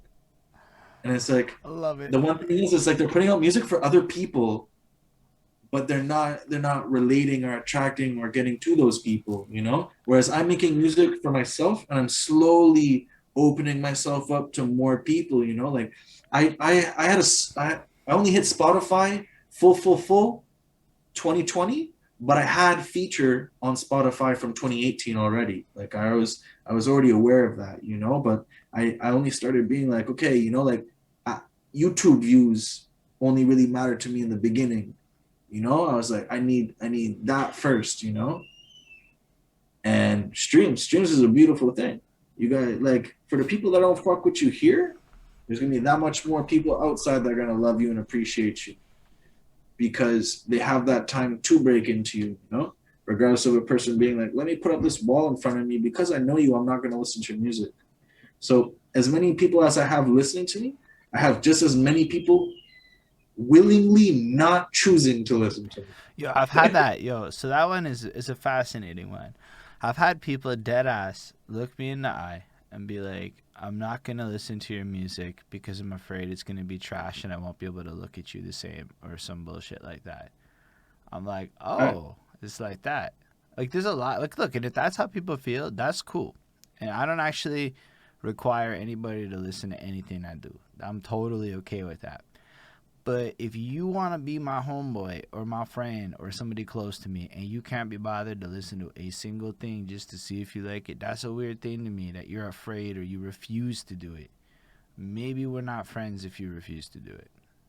Like if you don't have the time to if you're not gonna listen, at least when you do hear it out, at least say something, speak on it, you know, speak why. Communication is key, you know, like if you don't like my music, tell me. I need you to tell me what you don't like about it because like if you're gonna be around me or if you want to be with me, you know, like at least tell me why. So you know what's Like, crazy is I asked my girlfriend why she didn't like my music, which is fair, because she didn't like it that much. She respected it. I like that. Respect is cool. But then she said, because you don't make fun music and I can't dance to anything. okay, so that's the thing too. My dad said that when he did hear some of my music, he's like, "Oh, your music is very dark." You know, and it's like it's harder for people to appreciate some levels of music if they're not in that shoe Mm. to be able to soak that in, you know, and like and I get that too, you know, like there's a way to like pull it out as a medium where like all audiences can listen to it, but I'm still not at that technique yet, you know, I'm still working that curve. Like I like what I'm doing, I like where I'm at, and just to let you know too, the music that I've been dropping is all old music. I have so much banked up. Like I'm dropping music from two years ago. I'm not done dropping music from there. Like I still have a lot a lot to go. And the quality and everything is just constantly elevating and jumping up and like becoming finer and finer and like it'll when I'm there, everyone you'll know, you know, when I'll know too when I'm there. Like, that's it, you know, like I feel like when you speak to people, it's like not what do you have for me, but what can you provide, you know, what do you have to show? Like people just have just that, you know, like some people it's just like boom, this is it, this is all I have. Whereas like I'm giving you my line one, but I'm still traveling, bro. Like I'm going, I'm taking it for the long way. Like people are gonna try to stay in their element and it's not gonna work because like there are dudes who have like 10 years in and then they just chilled in that little level of comfort and then never wanted to pop the bubble or break for more. If you're maximizing off the most from that, then sure, stick to it. But like I hate how Hold on. If I'm going to paraphrase what you just said is, don't be making the same music you've been making for 10 years unless you're already making bank on that shit. in a way, yeah. In a way, yeah. Okay. Point period. Like because if like I could take one song and I could create like many different vibes just off that song. But like if you become dulling at that point, like if you're rocking out something from 10 years, like it's exact like I put it in graffiti terms, you know. There's dudes who didn't gain skill. If you're not gaining skill and you're still like coming at me with like 3 on 10s and 5 on 10s, like yo buddy, just What the pick hell is up a and try 3 on something 10 else. and a 5 on 10? Well, like for music, quality, style, and all that, you know, like if if you're making songs that are like level like 3 on 10, 4 on 10, if you're not meeting that quality, that medium, if you're not growing or learning, then you need to figure out what you're doing at that point that's not helping you. You know, like you need to figure out where you're not Yo, where I you're like wrong, what you're but where saying. you're limiting yourself, you know? If you get comfortable doing what you're doing, like that's the issue with us, is like I know like dead facts, like some of the greatest people from our neighborhood had to leave in order to gain that level of success that you're bound for, that you're due for. My work ethic is as good as it is for why? Because of the people around me. I wouldn't have that drive, that inspiration, that source of like let's go and get it if I didn't see something in these people, you know, if I didn't see something in myself. Because then what? Okay, boom, let me just go clock a 9 to 5, keep my average Joseph, and like I'm good, you know? You can do that. But like, you know, what like you can work out your whole life and you can catch some genetic or just boom end up in a situation and you die. If you don't reach for anything, you're not gonna get anything more. Like I was working at the super hospital. I worked there for 3.5 years, bro. At that point, my mind was just going crazy because like I was looking at people who were there for 5, 10, 15 years. I was looking at other people who were older than me, people who were younger than me. Like there's no successor, no they didn't do anything. They didn't take that chance. You know, you gotta the only reason why I am where I am is because I limited myself because I wasn't aware that I could be better than this. I wasn't ready to be better than this. I wasn't able to be better than what I was doing, you know? Like it's you don't have to like you can be in a circle of broke people and still make money, but you money is not the thing either. It's your spirit, your soul, your mind, your vibe, your how you love, how you move. Like it's you only get as far as you want to go.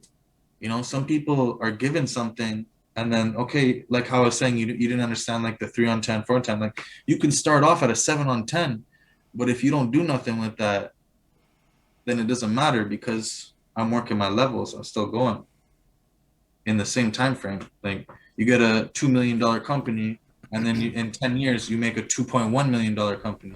Congratulations, broski.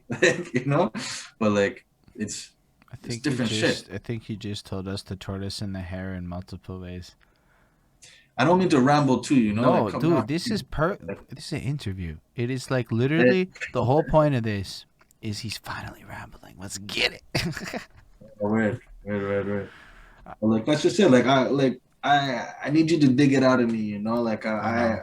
definitely do have a lot to say, bro. But like that's just how I feel, and like at this point, like it's not fully reciprocated from myself, but it will be. I'm warming more and more and Yo, man, more up all to of it. these things that you're saying though are really fascinating to me on a personal level because of the journey that I'm on, right? Like, I went through this isolationist period for a long time.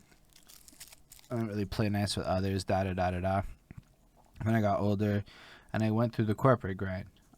I felt like, yo, there's a lot of money that needs to be put into this game, whether it's gear, whether it's beats, whether it's whatever. There's just a lot of money necessary, so get your money up is a real thing. Um, I went the corporate route, but then as I got older with it, I started to have to go through kind of a similar journey of like awareness and figuring out what I wanted out of things. And I realized in a lot of ways I was limiting myself on like titles and, prestige and ego and a lot of vain Yeah. things. Like, yo, like views don't matter to me, believe it or not. There's a lot of No. metrics that matter to me. These states and views do not matter. They don't Do matter to not me matter. at all right now. However, there was a time in my life where views mattered a lot to me because at that point in my life, my priorities and stuff were where they were at. But then as I elevated the way I thought about things and I started to try to like almost identify who I was, and how I fit in, I realized that a lot of what you're saying holds true. The people around you, was a big thing about for me, like the biggest catalyst, believe it or not, was this COVID situation because I was separated from that corporate environment for the first time in a very long time. I haven't had to literally go to my day job office in over a year now. And well, it's Crazy. great because I don't have the work. I don't have to go there, but I still get the work and I still have my team and whatever. We can roll and get shit done, so it's good. But all of a sudden, it's like I got to reevaluate the relationships in my life. Who are my friends? What does a friend mean to me? Like these are like serious conversations I have, and I had to reevaluate everything. Who do I want to get rich with? Was another question I had to ask myself. Because let's say I get rich, who's around me? Like who do I like? All these things started processing. So hearing what you're saying about the energies and the vibes and having the right peoples and shit, like it just resonates so heavy as I'm at a place in my life where that's all I'm looking for is like finding those people now to almost establish that so I can elevate my shit to another level. You know how like I have a diversity of features. I've always been throughout my life. I've been good at grouping people. So like this guy, let's just say like this guy wouldn't normally meet another individual. Like they they fuck with me, they vibe off me, and because I'm able to do that, I put different worlds together. I united different types of people from different ways and different ends, and like that brought up pretty cool shit, you know, between these artists and between these graphers and between these people, you know, like it, it takes meeting someone to meet someone else, right? Big You know, interesting. so and that's really what networking is too. But like that's what it takes, like to see, like how you're saying, you know, like we're from the same neighborhood, but we're from different sides of the world, you know, like different happenings, different situations, but the same streets, same block, the same air, the same place. Yeah, no, for real though. And like even to the point where it's like I go to high school with people and I know them by one name and you'll know them by another. That's the thing too. Is like a lot of people now from high school and like from Dawson days. Like I've had people like I on God, I shit you not. I've had people yell from bus and cars, Shhvelly. I've had people just yell at me, and I'm like, yo, it got to the point where like, you know, like I'm not popular, I'm not famous, I'm not nothing, but I put myself out there, you know, and those people appreciate me and for what I'm doing. You Mm. know, these people like they remember me as so and so before I got, because I wasn't a person. I didn't have an individual, like I wasn't an individual, you know. I was always used to being a unit with the person that I was with.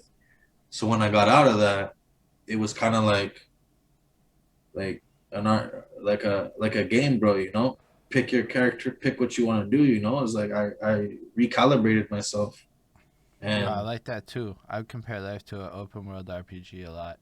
yeah, it's pure RPG, bro. Because like you can play, like I'm not gonna say like it's you act away, but you play the character that you are up until like you need to do more. You know, No, like you, I would say that. I would argue that's how I live life. I play the character I need to be till I can get to the next level. On some, I worked out some 10-year plan, work backwards, and I'm trying to figure out who to be to get to the next place. well, that's it. Like you know, like I'm a year three artist. I'm a year three artist. And like I said, I have the drive of a year eight, but like my 3 to 5 year plan is pretty Ooh, much he like has a 3 to 5 year plan, bro. it's That's picked. I like that a Like it's lot. been a little slow. I'm not gonna lie, it's been a little slow, but what I set myself for, I've knocked out. You know, when they say put in that 10,000 hours, I've certainly done that and more. And I'm not limiting myself to one thing. You know, there's people out there who are just working on a song. You know, they get given a beat or they look for a beat, they find a beat, and they just work on that. I'm recording a whole bunch of artists. I'm working with other artists. I'm doing features with other Get it. artists. I'm making my own music. We have a studio. I record at my buddy's place. I do this. I do this. Like it's we're juggling a little bit of everything. You know, we're filming videos. We're doing this shit. We're trying to hit every single element You of know what it that makes you? more. It makes you interesting. No, I That's mean, lucky, man. no, for real. I've been saying it for a minute, whether it's off camera, probably less on camera, but like, you can't, like, just be a rapper. No, no. Like, Like I do not want to call myself a rapper. I that's why I really use the like word I am not a artist. rapper. I'm not a rapper. Like I am an artist, yes, because this is like that's the artistry, but I don't even like to call myself an artist, you know? Like I put I am slash an MC. entrepreneur. I am an MC. I'm an MC first and foremost. I like that. But you're also an entrepreneur. Oh yeah, yeah, yeah. That's like that's to the death of me. So for me, it was like that's part of it. But like when I say that, because no person on earth says words like 3 to 5 year plan without entrepreneurial spirits. It's just it's those two things don't exist in my opinion. I'm constantly like, you know how I said I was like making random beats in my head and just like making bars and different hooks and shit. Like I also get random like ideas for like inventions and shit and random types of things. Like I'm constantly trying to think of something. I'm innovative, bro. Like like I I wanna I wanna touch everything, bro. Like like and break an atom and put it back together, bro. Like like there should be no limitation but the limits that you set for yourself. So I really Like, like what you're saying. I try to tell people this shit all the time, and I'm not even saying that hyperbolically. Like, I feel like I try to have the most vivid imagination I can have. Like, I look at it like this: if you pick the world's most preposterous goal, and you get to 10% of that goal, whatever that preposterous shit is, 10% of that goal is probably way better than 100% of a lame goal. exactly, exactly. And I Yo, feel. Sorry, go on. it's to come back to it, the 3 to 5 year plan. Like, I'm pretty like for the rate and everything that's going. Like I said, I trust the process. It's come through and it's proven itself time and time again. I set myself a little objective, I nail it, you know. So I'm comfortable at the level of growth that I have for the time being for how the world and everything is going, you know. I'm only gonna get what I get because of what I put out. So I would just get argue that you've done a whole lot for the time being. Like, you had quite the 2020, in my opinion. And I oh don't. yeah.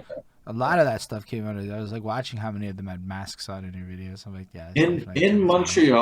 Montreal, lower end West Side Anglo artist, I believe I'm like the second person, like the second top 2 person to have dropped the most videos, and just Who's the like first one?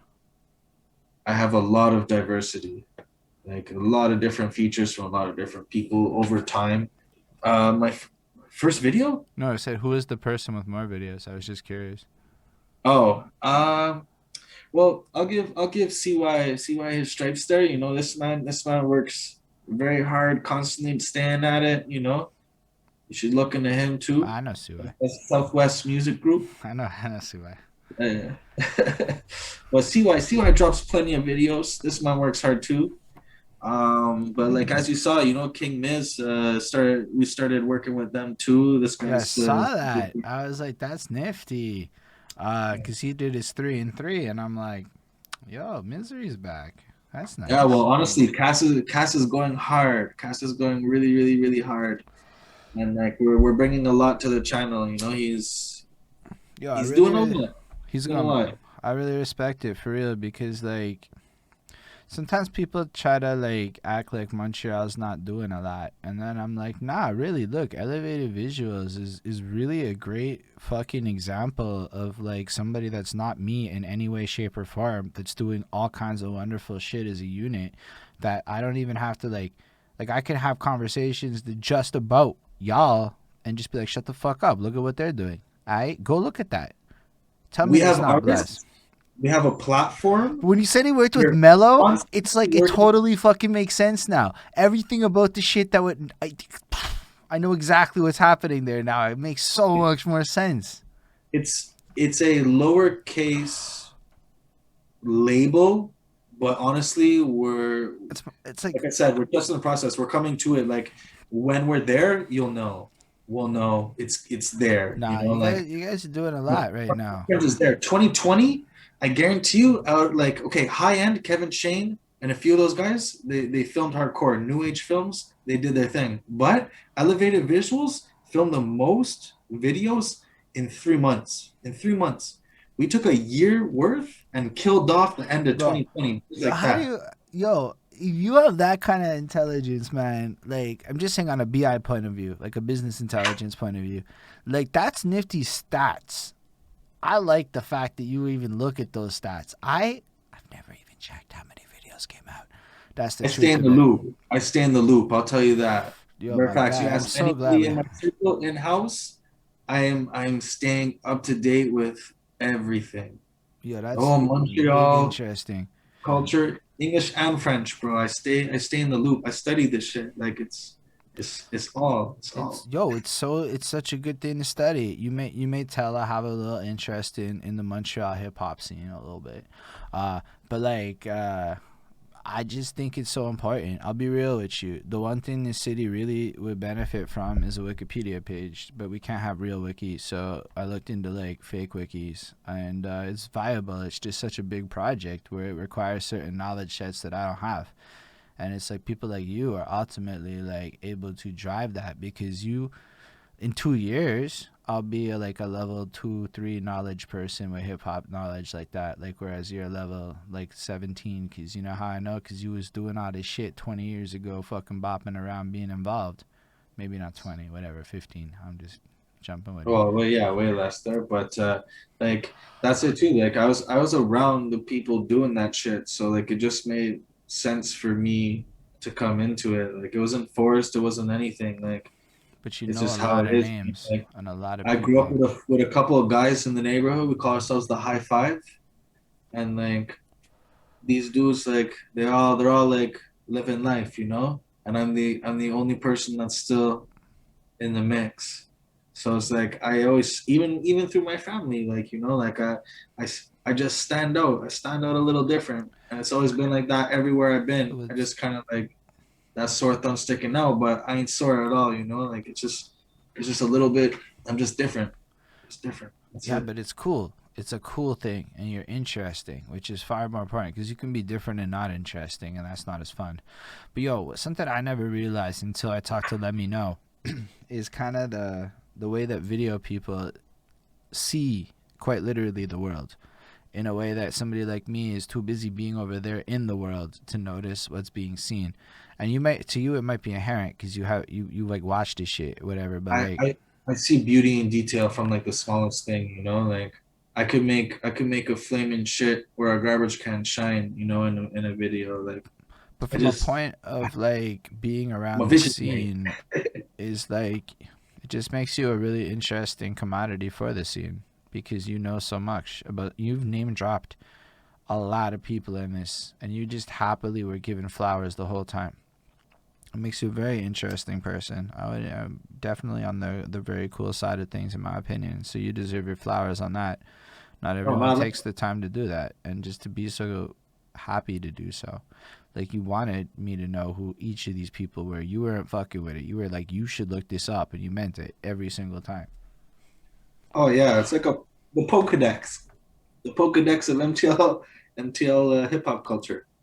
Yeah, but we like need that more. And I know it sounds like strange for you, but like I'm trying to make it like like I'm trying to like historian this shit because I wasn't part of it. So for me, it's like I can only I was part of my little limited fucking circle of not knowing shit, but I'm trying to So like that's definitely something people will learn to understand. That like not just me. Sorry for the delay, but I am making history. Everything that I've done, we're not the first in what we're doing, obviously, but we have our own curve with the level of energy that we are moving with. You I know, agree. Yo, I don't have someone who's right there with the paperwork, knowing like what samples are coming up for release or you know like to update and this and this and this like that's the thing is I need a producer. I'm around plenty rappers, plenty artists, plenty dudes that's making videos, but I have not a single person making mhm. beats, bro. You know, like in my beginning when I first started leasing beats, I still left my tagged MP3 version on my song. Like, Yo, I didn't bother doing the switch out, none of that, you know, like. so you know what's interesting about this cipher you came to on Tuesdays?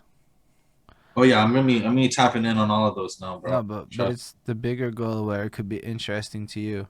Um, Yo, shut up, Scribble. Because hold up, here's a crazy thing. I went to the SQDC on Snowden, and one of the guys there says "my guy" a lot, and I flat out stole it from him.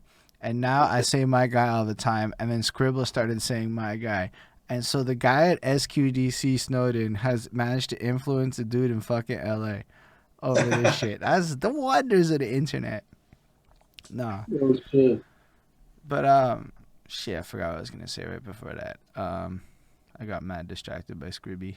Uh, That's good.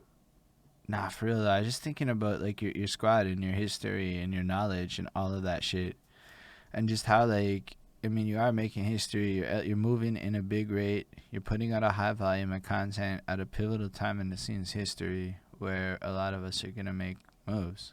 It's not like you're the only ones doing it. Yeah, You're all from a yeah. place of love, but you also got this network Because yo, elevator elevator visuals is a big move. I'm not necessarily doing it quite the same as you, but I'm kind of also throwing a lot of people's names on my channel. Well, like that's the thing. Is like I've never wanted to limit myself, you know, and Oh, like sorry, I remembered what I was gonna say. On the Crossroads is a bunch of Montreal producers that live in Montreal. There's yeah, I'm about gonna be messaging Roswell. I'm gonna be messaging Price. I'm gonna get in touch 20 with of all these these people. bro. Like, yeah, I'm gonna get in touch with all these people because like at this point, like I need that. That's the one. That's the last piece I'm missing. Yo, Because there's once I so have many, that, dude. I don't even know all of them. I know a fraction of them.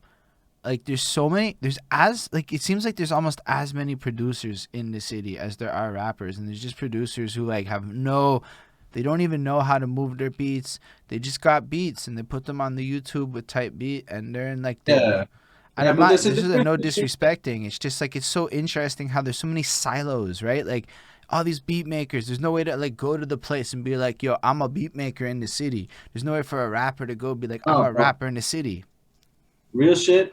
The best producers have the wacky tacky instrumentals on their YouTube page, but once you actually get to talk to them and speak to a few guys, like they have their golden nuggets, you know, like Yeah. you meet a lot of these people, like a lot of the best beats that I've worked on were people who had like little to no subscribers, little to no views. These guys are just genuine, you know. People just kicked off with us. Like between the balance between me and showbiz is a huge line, right? But producers, if they don't fuck with me, they're gonna fuck with him. If they can't relate to me, they're gonna dig him. That's We're true. we're hitting we're hitting wide, high, I was low end. gravitating more towards the showbiz on just some preferences shit, but I still fucks with the flavor Like, you bring to it. but that's the thing is don't get it twisted. Like West Coast old like style that's me, but I put my heart and my pain through auto tune. I got to Yo, play so around with dude, the that. way Like you use auto tune is I actually interesting. Like you take that shit and you guys do stuff I've never heard people do with auto tune. Maybe I I do. don't listen to a lot of the genre to be real with you, so it might be No, like I don't expect you to, to be wide and deep in that, but thank you for noticing that and noting it. You know, oh, because cause I was like, cause I want to get more. Believe it or not, I want to fuck with it more. I want to get more into some dancey shit. Yo, Bamboo Twigs is like, don't you want girls to listen to me? And I'm like, shh, Bamboo Twigs. In like 7.5 words, you said shout so out much bamboo. wisdom. And for real though, it's like okay, what I did a lot of like as you said with the evolution point. I done did a lot of things already. What about auto tune? I never did that right. It could be bad. It could be the worst mistake of my life, but it could also be really fun. I don't know.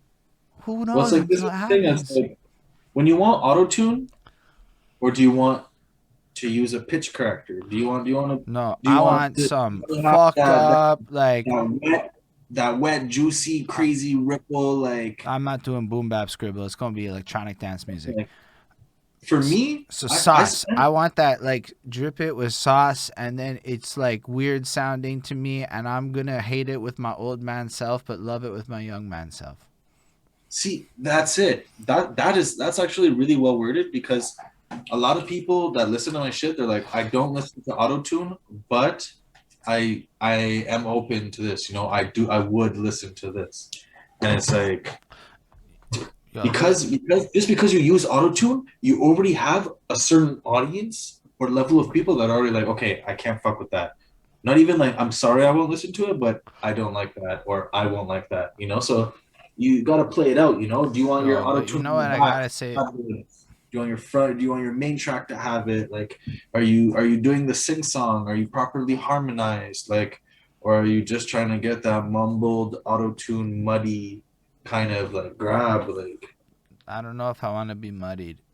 It's more I like melody a lot. Like I just like music that has melody outside it. Like usually I don't like R&B a lot per se, but I like rock, and rock's got a lot of singing. I'll that's the fucking thing. Auto tune works well with pain, sadness, or with anger and like that yo. aggression. You know, if you hit that mega low or that super high element with it, auto tune works perfect. But I also realized that if you use a nasal flow, auto tune is nice. It's like Okay, yeah. So this is the thing too. I hate my voice. I fucking hate my I don't hear my voice. voice, but I hear Right? you. Like, well, a lot of people say, "Oh, I don't like my voice," but like, I'm nasally as shit. I've always had issues. Like, that's why I never went to a studio. Like, I went as bars, obviously rapped, but when it came to auto tune, the first person to do that shit was me. I played around with it. I learned how to make my sound, and then when I did go out house twice, I had to refer both people to further mixing it because you go to studios a lot of the time, people just give you a preset. They don't tweak, they don't do nothing. No, It's I just like want I want people to. this, But that's like not like okay. Because what happened was I listened to Lil Yachty and some like album review critical shit, expecting to hate it, and then I found he's myself a being. talker with the auto tune too, so that's a different thing. But like the way he uses it is really interesting. It's not. Very, very It's not like T Pain or it's not like a lot of people that like in the sound the same category. I feel like Lil Yachty is this highly hated character where literally if you take any time to critically look at his music, he doesn't live up to any stereotype people put, especially yeah. because like half his shit popped when he was 17 and it's like the fuck, what are you gonna do? Okay, well, imagine you're 17 years old and you're very, very rich and you're sober because he wasn't doing anything at that time. And you're Yeah. basically having sex with a lot of people's and everybody hates you. So all your music is everybody hates me, I don't understand it. And then you realize 1990s golden era rap is full of I don't hate me, well I don't understand it. I'm just doing my best life shit. And I He's an realized entrepreneur too, bro. yo, That's like there's like he's actually a businessman. He does make music. He's an artist, but he's not a rapper. but like He's self seen. Am I a rapper? Do they not want me to be a rapper? But he still makes music and still knows his numbers and his. I don't know, man. I just really, really, really. I didn't describe Vanilla Ice. Vanilla Ice is a completely different topic. Lil Yachty is a young guy. Yeah, It's a completely different topic. But like Lil Yachty though made really good pain music to like throw it out there. Like if oh, you yeah, wanna yeah, if sure. you wanna listen to some shit with a broken heart, like Lil Yachty's got you. And if you wanna feel better after, Lil Yachty's also got you. And then there's Lil Boat, Hey, and hey, it's yo, not really check my out this thing. artist, Trav, Trav. I think it's Moneybag Boys, MBB. Trav. You should listen to him. This guy has a lot of pain. And Alley Boy from Duct Tape Entertainment. This guy has a lot of pain too. If you ever look into just Okay, I see what Scribble's saying. almost I break agree with away. you, Scribble. Scribble's saying that Vanilla Ice was 17 when he popped and he made party music, which is effectively Oh what yeah, I'm yeah. saying. That's a Well, fair like check, argument. he ended up on that Adam Sandler movie on Netflix just because so he could collect a little check. Like Adam Mm. Sandler's a nice man. He hooks up everybody. So you Like, know what, okay, right, you're though? doing your royalty check, bro. I just don't think if I was rich at 17, I would be doing anything different. If I'm being honest with anybody, like I'm not gonna be like pretend like if I got rich at 17, I would do anything different than what Lil Yachty Yeah, did. but look, you have to like 99% of people are gonna burn the bread. You burn the bread, you get big money, you fuck up. Yeah, I would burn the bread. No I one, would burn the no heavy. one's telling you burning that bread, bro. He Like stayed sober. if you have someone else around you, That was it better be a interesting. good person to be able to put your money to something. Like think about it, bro. Like for the people that got into like Bitcoin and like the Uber stock and Apple stock before that shit really jumped, like if people had believed in that shit earlier on, then it Yeah, would have but posted even to even. that end, it was like Lil Yachty did a lot of things right. But either way, just back to how he used auto tune was Okay, really well, if you interesting. want to go to that circle, then you have to go Lil Yachty with Lil Uzi because Yo, these Lil Uzi guys Vert's what? Yo, I'm sorry what anyone says. Tour go Life in 3, different directions. the I don't really care if you cry. That shit is like one of my favorite songs of all time. It was easier for me to fuck with Lil Uzi more than Lil Yachty. Yo, Lil Uzi's easier to fuck with. I'll give you that. I fuck with Lil Uzi a Yeah, lot, actually. he has that gate open on you already. You can kind of just be a little easier to enter. Lil Yachty, you got to give your a little bit more time and focus if you don't like the odd element. Like Mm, yeah, Lil Uzi is odd, but he also like he's fun. he, yeah, it's more like Lil Yachty has that funky drive to like have fun, but Lil Uzi is just party off the bat. All right, you want to do that shoulder shake shit, you know? Like he has him down on that. Like To be fair, both these guys popped when I was in like my 30s, so it's like hard. It's like I'm just trying to do my yeah, best well, with it. like yeah, I don't care much for them. I don't keep up with their music.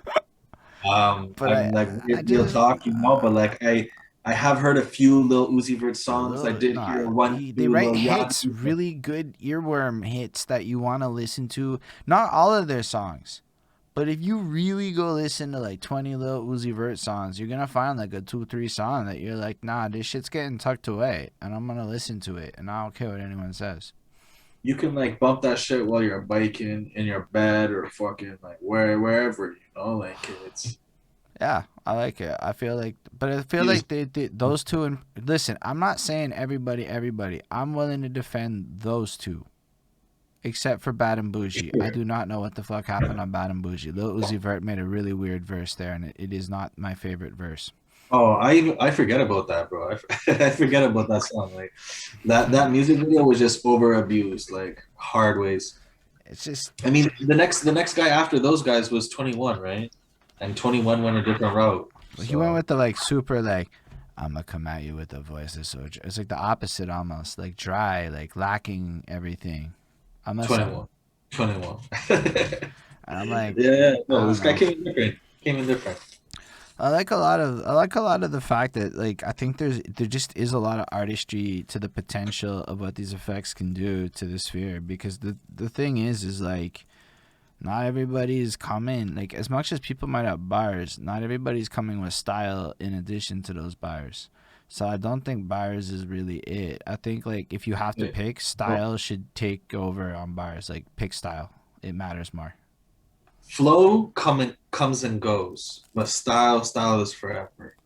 So with that being said, like someone could come in, you could write the hypest bars, but if you don't have that delivery, if you aren't really like, and when I say living it, like if you're full in with your character or your whatever dual person, whatever, or if that's really really you, then you're gonna go in on that, But if you have hard bars, no one can deny that. But there are different levels of having hard bars, because at the same time too, you could break it down and simplify it the easiest simplest way possible. But if you come correct and you're confident and you say it the way you mean it, then it's going to come off even better. Then you have these Facts. people who are putting high ass confidence in some wacky trash bars, and they say, okay, you gave me a 10 on 10 for acting, 10 on 10 for energy, and a -2 on 10 for your bars. Or you have someone coming in who gives you fucking like 10 hot keywords, or the generic average, savage, like it's if you have a story, everyone has a voice. So if you have a story, you better figure out how to say it, how to write it, how to implement it. You Mm. walk it, you breathe it, you can make it. Like a lot of people are quiet and quiet for the wrong reasons. A lot of people have something to say. So like, if you can figure out, if you can't get by day to day and you're not figuring yourself out, then try writing. And if you can make a song, if you can make some music off of that, if you can, even if you don't make like record it or whatever, it's supposed to help you figure yourself out a little bit more. Yo, I was just saying, like, yesterday was mad therapeutic for me. I was feeling a little off, and then I was just pouring my heart and soul out with the rapidy raps. I felt I better. love how you syllable pop, bro. Like you hit that nice ring. I've been to be fair, it's practice. I've been Yeah, putting for way sure. more time into it. I've been trying to do it. I've been doing a lot of live music making. I decided I'm just gonna make the rest of my music live on the internet in front of everybody forever, because I feel like that's the future. So fuck it, let's go monetize the creation process. I was definitely like, I wouldn't say nervous, but I was just trying to understand the setup. Mm, It's a little like, okay, the yeah, list and everything. I was like knowing, because me, I like cutting myself off, because I hope that, like, I know I stopped a little bit earlier every time, but it's because I thought like the next dude was already trying nah. to go on. trust, man. The next time you come, you feel more. It's a vibe we're trying to create. Like we're inventing this as we go. Yeah, for sure. But I also like trying to get used to like like because a couple people got cut off. I was really not trying to do that. Like trying to just wait, and it's just getting it down, right? So you just get into it. Yeah, it's a new thing, and it's weird because you jumped in the middle. It wasn't like we could break it down proper and manage your expectations. oh yeah, no respect for the invite. I know I was a little late in, but Nah, anybody wants to come rap on Tuesdays, we're doing it on the Zooms, and the only rule is that if the Twitch demands a topic, we gotta rap on that topic. that's it. I definitely got caught off, so I tried to keep up with that, but I was running dry. No, listen, sometimes people go like 4 bars on a topic and tap out, but it's cool. That's what it is. Like, and it's why, cause fucking the people watching like it. It's like it wasn't. Yo, the first time I had to rap about milk and cookies, I was like, this is fucking trash. I don't want to rap about milk and cookies. But then I rapped about milk and cookies, and they're like, ha ha ha, in the crowd, and I'm like, maybe mine weren't good, but other people's rapping milk and cookie shit was proper, and like. It's so funny you say that because I remember going to the IGA near Grosvenor on Westmount many years back, and I was with my buddy, and we were walking. It was like a 15-minute walk or some shit, and we ended up doing like an 8-minute freestyle on squirrels, and then when we got down near the IGA there, he bought milk and cookies, so we started just rapping about the milk and cookies, eating and drinking it along the way, going back to the crib. This is when Blockbuster was still alive. Hey, Blockbuster. Yeah. Oh shit, man. But yeah, fuck. Nah, but for real, like, it's like I feel it's just like you're not a rapper if you never rapped about milk and cookies. But here's the thing, like, and I mean, I used to bust my little freestyles about shit by myself, but this whole like cipher thing, it was really key. Cause one time, Vince Price throws in the fucking chat, Pashtinkies and Delinkos, and I googled it, and I'm like, these aren't fucking words. And he's like, too bad, rap about it. And that's what he was saying. And I'm like, I'm the fucking host. Fuck my life. So I turned them into food items or whatever.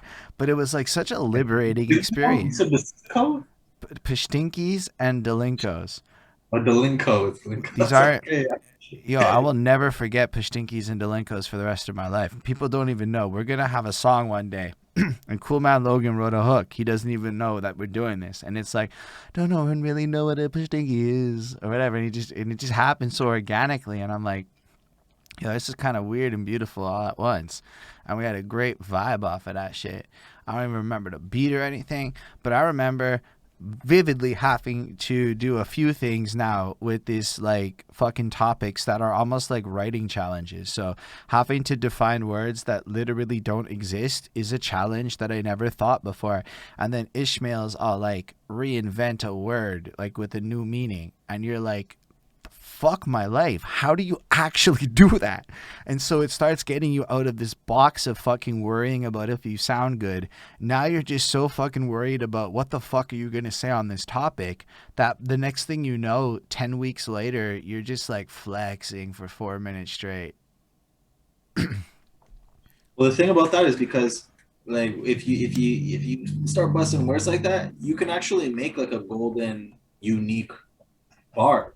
Like people will hype up off of that. They won't understand it, but you'll know like the secret sauce to that line. Yo, I want to invent slang because my buddy's in New York and he says that like they invented all the slangs and they're cool with style and nobody else is cool because we say shit like New York inspired us. And I'm like, that's true. And I bet a lot of people here have a whole bunch of Montreal slang, but I don't know any of it, so it'd be fucking not organic for me to use it. So I'm gonna do the most inorganic shit ever and make up my own stuff over time and just make up my own slang. I want to do that. The Deej has always had its few words and extra slangs and this and that. But it would be so weird for me to just like start using it unless it happened organically. Like when I started saying my guy, because the guy at the weed store said it one time, so I started saying it. Oh, but yeah, that's funny. Nah, but this Pashtinkies and Delinkos inspired me so fucking much. All his topics, just the whole thing about it. And it's cool that you came through. That was mad cool because not everybody does. And it's like, I get it. It's a weird vibe to rap over Zoom. Like yeah, I feel like I would. I know it sounds dumb, but I feel like I'm better in person. But like I'm gonna get better over the camera and all It's that. so Like, weird, dude. Like I've been on the camera now a whole lot, so it doesn't necessarily look uncomfortable. But there's times where, like, man, because it I like to feels feel my weird. space. I like to feel like the P. You know, it's like the cipher, the energy, the like you want that. You know, like The thing is what's cool about the Zoom call in defense of it is you get to watch like everybody's face and shit on the call at least, and that gives like an element to it. I don't know if you were on like a yeah. phone, because I think if you're on a phone you don't see like it, you just see like whatever. But if you can get the view where you see like everybody and you're just watching people be like, ah, to I'm like gonna your hook up my mic and shit for next time and all that. because yo, it's like lit to see like everybody. That's my I don't like. And then the chat's going off, and you're watching emotes and stuff come in. And okay? This is how I'm describing it. It's 80% as good. It's not as good. It's 80% as good. Yeah. Because like I've actually been feeding a little bit to put out I want to do a versus. Yo, Um, we should talk and about that. I'm happy to do whatever we got to do with that shit. I have a versus. Like I want to do I have a versus idea, and like I just wanted to kind of just put together, and I definitely have the catalog for it. You know, like something you're saying, like not a lot of people have that many music videos or whatnot, but like a lot of people are putting music on Spotify, or people are just straight just dropping it just on SoundCloud, not really doing much. You know, like if you have your song, try to get it like on all platforms. You know, like you never know who's gonna listen to it and for what reason. Like. Yeah, that's interesting. I would love to take that conversation off cam and see where your brain's at. I feel like that's a really good off cam idea. But Yeah, anyone want to versus me? I can. I yo, can even go I don't. categories So of here, songs. You know. like, I don't have like enough music videos to go with anybody, but I have like 42 tracks out or at this time. Oh no, I'm saying like I have banked material too. I can go So like banked that's what I'm material. saying. Like I can't compete Want with to go anybody release? on a. Actually, I got about 12 music videos, but I don't have 20, so I couldn't do like a proper versus on music videos. But I got enough songs out to go with people if they really wanted to. That sounds so fun. I would love to see that shit go on. I never really thought about it until you said it just now that I should ever really consider a versus. So this is a fucking cool idea. Um, Yeah. I like the fact that you're going virtual with your thinking, my guy. Like that's usually we're about this time in the interview. We're usually done people's lives and we're caught up a little bit. We already know what you got in the bank, and then we start talking about virtual reality and shit. Yeah. Well, I mean, like we covered most of my life, like adolescence, just the runnings. This is what it was. Dibble dabble, found Empire House, rocked with it the long way. Tried a few other studios. Like no one really like, no one really gave me like the right amount of respect for me to go back to them. And from them having recorded mad other people and watching people drop like a couple of thousands into that and not seeing like any much more, and then paying for videos and then learning about Adobe Premiere and then learning about DAWs and plugins and shit, like seeing like what how people acted for what they charged and what they produced for the Yo, work that just in was case needed. anyone doesn't know, I realized we were being a little whatever. We never explained what a DAW was one time. Oh yeah. It's a digital audio, whatever W stands for. And I don't know what it is. It's the sound programs that you use to record shit. So like I use that when I record my music. Hold on, I can just load my DAW. I have it open. That hold on. That's a DAW, everyone. Okay, now everyone saw my DAW. You can do that on the internet. It's fun. Unnecessary DAW flips. Um, so that but it's fresh that you did all of that. But like, so are you like open to like the idea of virtual concerts and virtual venue spaces and hybrid reality, VR, ARs, Okay, and yeah. So before COVID hit, I was actually supposed to do a show. mm, At that point, I was already starting to say to myself, like, okay, I'm dropping a steady amount of music. I'm steady working. Like I don't really have fans, but I have loyal people who listen and a few who bumped my shit, you know, and people that had seen me since time, so they open themselves to listen to my music and then they fuck with me. But like it didn't really get in like that in the beginning. So So you've not performed yet? oh, I performed ever before I did a video. Okay, Like okay. if you look on my YouTube, I have like I did at Bar Backstage. That's a venue that's not even alive anymore. I did my first couple shows there. I did shows at Crowbar. I've done shows at a few other places too. But like for for digital concerts and shit like that, I always wanted to start doing like lives.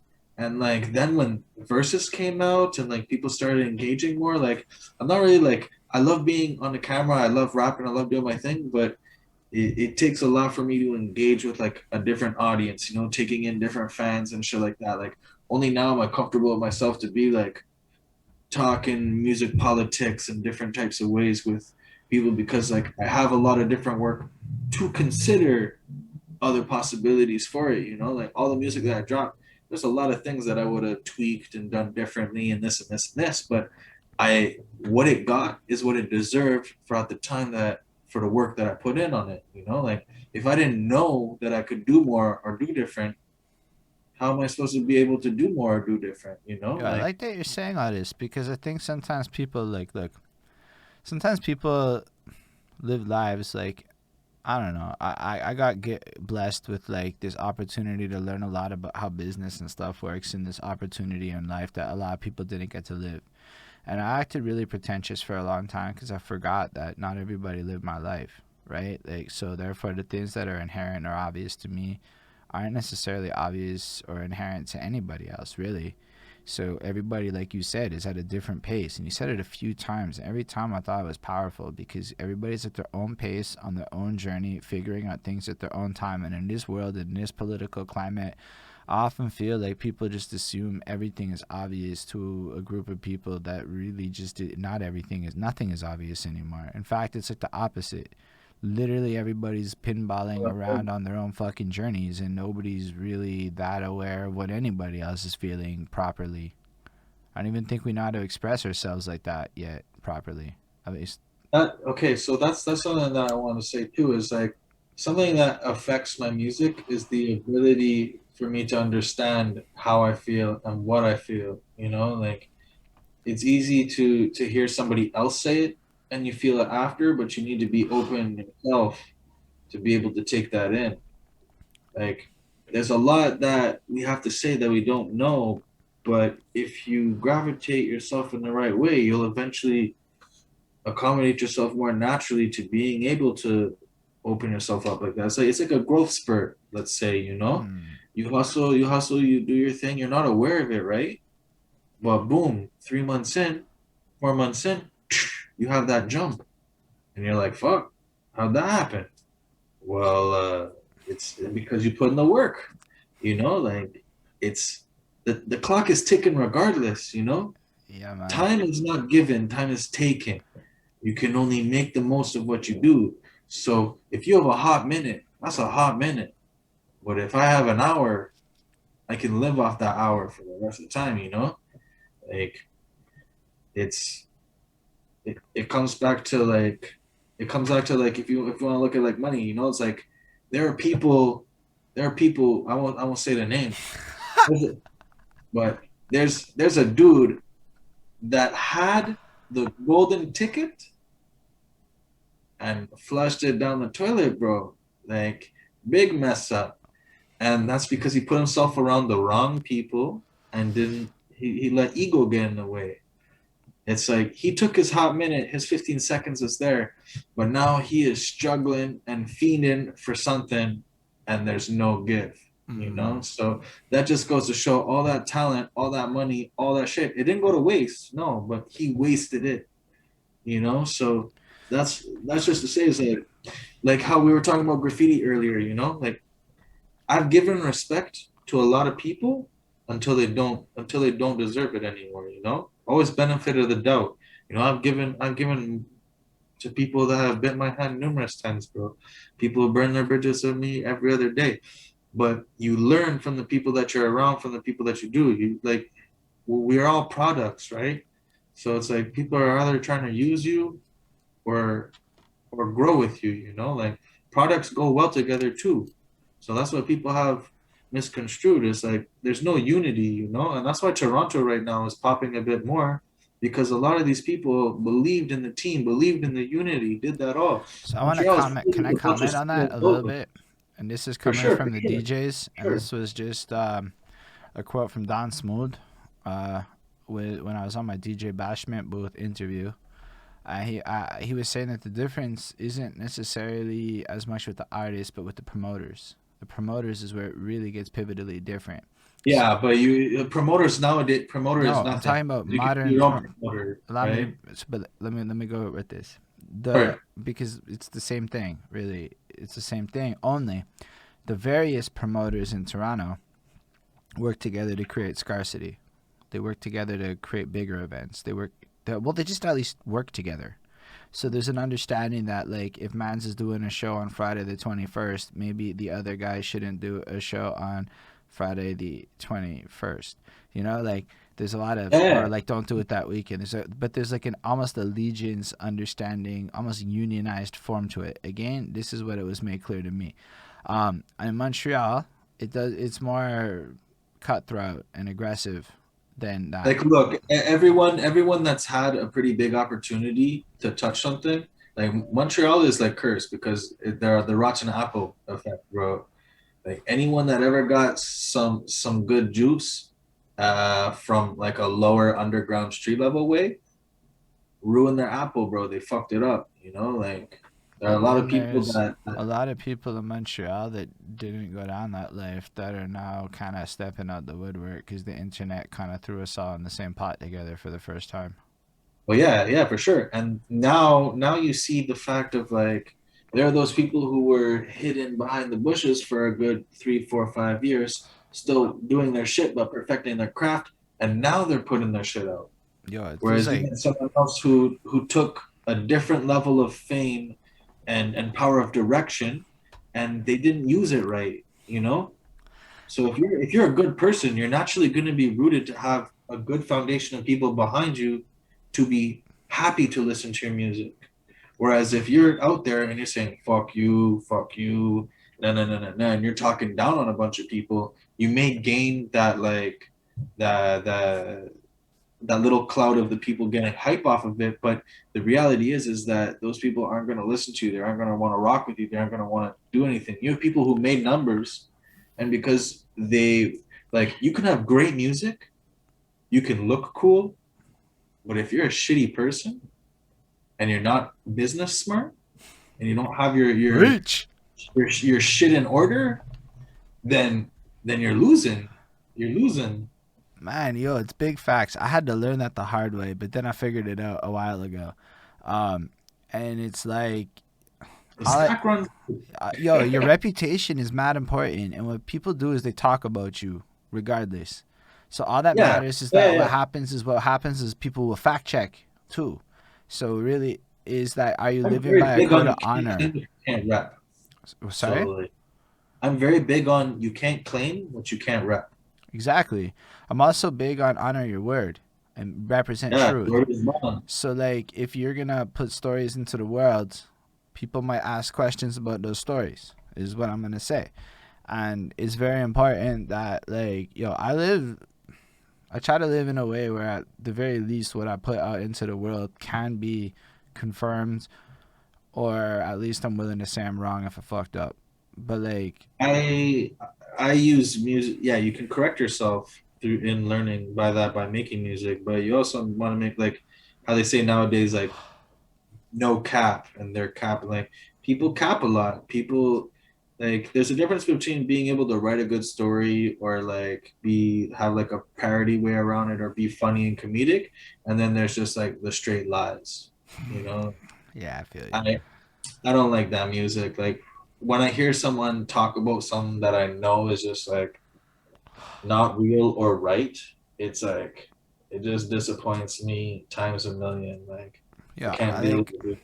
So I know like there are a lot of people who are like you shouldn't separate the person from the artistry and whatever, and I'm like, nah, I totally can't separate the two. You the person and the art, they're completely linked, and everything the person does impacts my impression of the art. And then when I think about the art, I also think about the person, and I decided that's totally both oppositions. You can't see the artist or the person, right? Because there's no separation. There's this unit, so you just take well, at least for off me. that. I know You know? some people can completely separate the two entities because they go through the moral quandary of like, should I bump this person's music after this or that? Um, and then it's an interesting thing. So I actually flip flop on so many people. I literally will have moments where my ethics don't allow me to listen to somebody for a while, and then I change my mind for like 3 weeks, 4 weeks, and then I change my mind again because I feel bad. I'll like feel guilty, like I'm doing something wrong because I'm violating my own fucking ethical code or something. And then I realized, yeah, I got my own. It doesn't matter what other people think on that subject, really. That's just how I perceive it. So the way people live and their actions versus what they put out into the world versus a lot of things, I pay a lot of attention to it. And it changes a lot about my respect. It doesn't necessarily change my enjoyment of their music or the opportunity or value of fucking with them or not. Because sometimes you gotta fuck with people on some value shit. Well, I was gonna say, like, look, like, I don't need to fuck with the beat or the sound, but if I feel like I need to know that you're not reading your bars, first of all, like, even if you are, okay, whatever. I literally But read like, them all the time. no, I know, but there's a difference between like reading your bars and vibing it than you sound Okay. I you're see what you're saying. directly reading on the mic. You know, I don't wanna I don't wanna play an audio tape of like Morgan Freeman going to bed. You know, I don't need no guidance like that. Like I need to hear the emotion, Okay. the I understand. when you say something, like even if you're not hitting, like there's a difference between wanting to hit your notes and then having passion, emotion, and being having that humanity, that level of like of that, you know, that's you. You know, 100 people can say 100,000 people can say that line, but when you're saying it, that's your version, your light, Mm, your color code, your timing. That's you. That's your snowflake. You know, like no one else can say that emotion with how you go about it. You know, like if you really live it too, or if you're just feeling it. You know, there's a difference between like even like as a ghostwriter, let's just say really quickly. You know, like if you can understand pain, then you'll be able to read pain. You know, if someone wrote it for you and you would address a certain moment in time or that vibe or that happening that made you be able to relate to that sadness and that pain. You know, so that's the beauty of music as well. Is like no matter if you're angry, happy, sad, or whatever it is, like there is a song for that, or there is a no, sound or a vibe for that. I like what you're saying because, like, I don't know, I'm into karaoke and I like putting my own twist on shit. So it's like it doesn't matter that somebody else wrote those words for me. It's like fuck it. How am I gonna do my version of it, which is based on like. Yeah, But I like the fact that you're just like I worked with a ghostwriter. I'm like the man said it. That is a bold thing to say. I fucking love it, and I appreciate you for saying the truth yeah. about who you are so vividly and such. So man, But I didn't put the song out, but like I had like the dude wrote me this the song and everything. but Like, even the willingness to admit it is big dopeness, man. oh yeah, I didn't know how to write at the time. I was just freestyling. No, I love your story. I think it's really cool, man. I really appreciate everything that you share with us. I think that you guys are a really great unit. I think you work well together. Um, But it stands out, but like it's a good squad. I don't know what else to say about that. Do y'all have any questions for Mr. Shhvelly while y'all are here that you've been watching? Anybody out there? And Mr. Shhvelly, do you have any like things you want to say to the folks in the audience before we all part ways? uh,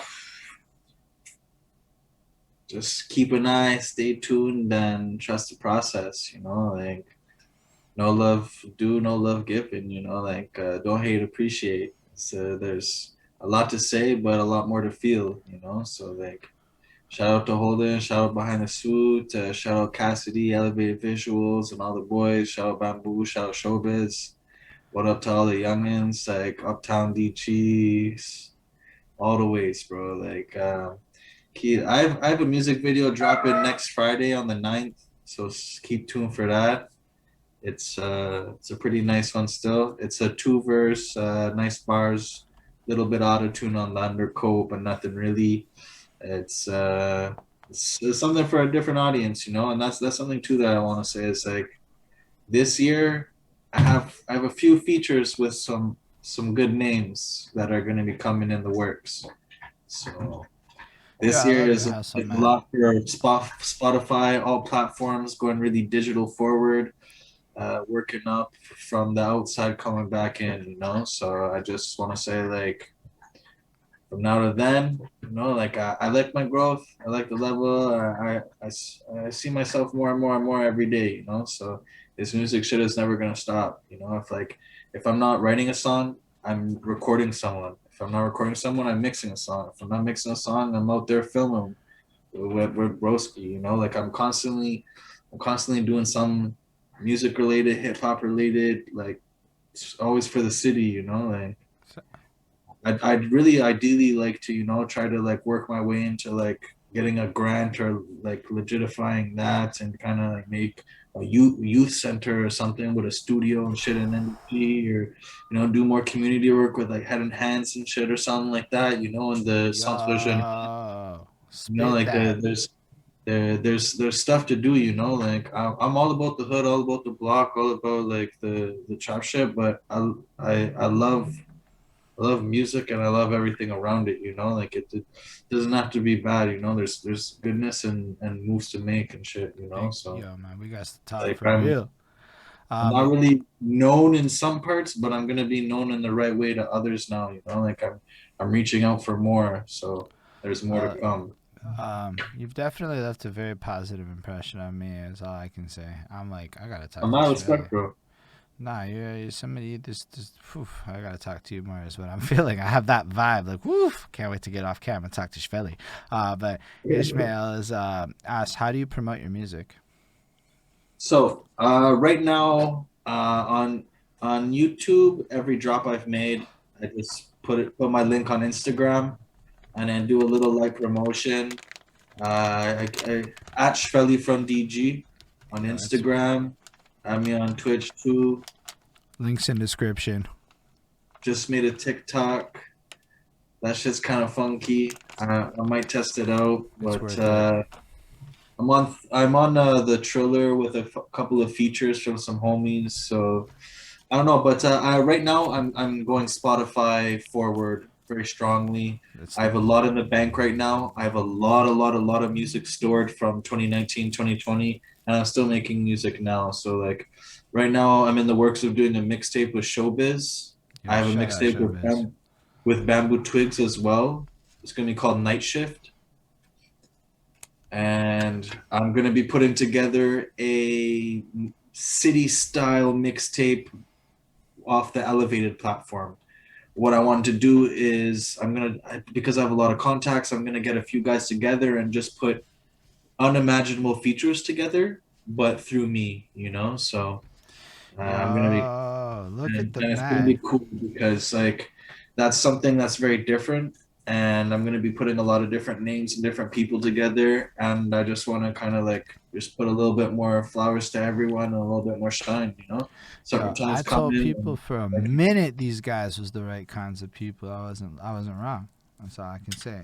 I saw Shhvelly pop in this on the bamboo twigs, and I heard him say a little bit, and I said, I have a feeling about Shhvelly. I have a feeling. And then throughout the course of this conversation, I think you've really proven a lot about your character. This was one of the more thank you. interesting last words parts. Usually people don't, no offense to people, but they have really bad answers. They have a thing. You have things where you could probably keep talking for a while and you're like, maybe I should stop for a minute. And I But like yeah, that. like we could do a part two, you know. We're We going to we do a all got part two, Shhvelly. You live in the hood. This is different. Once you're NDG, it's like, okay, well, I should probably start rocking with the NDG peeps a little bit more closely. You know what I'm saying? Because, like, like COVID's going to end. You know what? Even without COVID, the parks are going to be dry real soon. very, very, very, very soon. social distancing with fucking I'm masks gonna and be out shit. there People. every other day with my dog. Mm. Honestly, I'm gonna be out there. Like one thing I didn't do is I didn't open myself up to the good crowd and to the unbiased and to the civilians. You know, I was very much in a different world, and now that I'm able to, and I have a catalog and a different reach and different sounds for different types of people, I have a bunch to offer. I have a lot to offer. You You know, I do, have so man. much to Yeah. offer, and Shhvelly, you're a I'd fascinating love to guy. hear. So, It's not gonna stop, you know. Like I feel like right now, like I said, you know, I'm year 3, but I have the drive of 8, and it's like my fire is growing and growing and growing, you get and it, I have a lot Shhvelly. of authentic and good stuff to come. So I really want people to keep an ear and at least try to, you know, like just say, okay, take a minute out of your day, you know, go see what's up with Shhvelly. I fucks with it, man.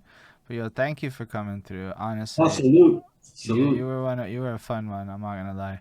Thank y'all for watching this for real. Everybody that came through, appreciate you all on all the platforms watching it. Definitely make sure to check out Shhvelly. Links in description on all the future people's watching. Thank you all the people in the future watching. Y'all are wonderful too. Like, subscribe, comment, follow, whatever platform, blah blah blah. Special thanks to the patrons: Ismail Gadamsi, Chris Prado, Jonathan Barnes, CJ Black, Hurricane, Linda Williams, and Scribble. Your dope support what we do, all that good shit. If you're on Twitch and you have Amazon Prime and you want to give a little free subsy poo, that would be real nice of you. And in the future, patreon.com/behind that suit. That would be real cool too. On that note, we going right DJ Bobby painting some local Montreal music-y shit's going on. You can check that out. Make sure to give him a little follow. I'm going to initiate that in a second, but live long and prosper, everybody.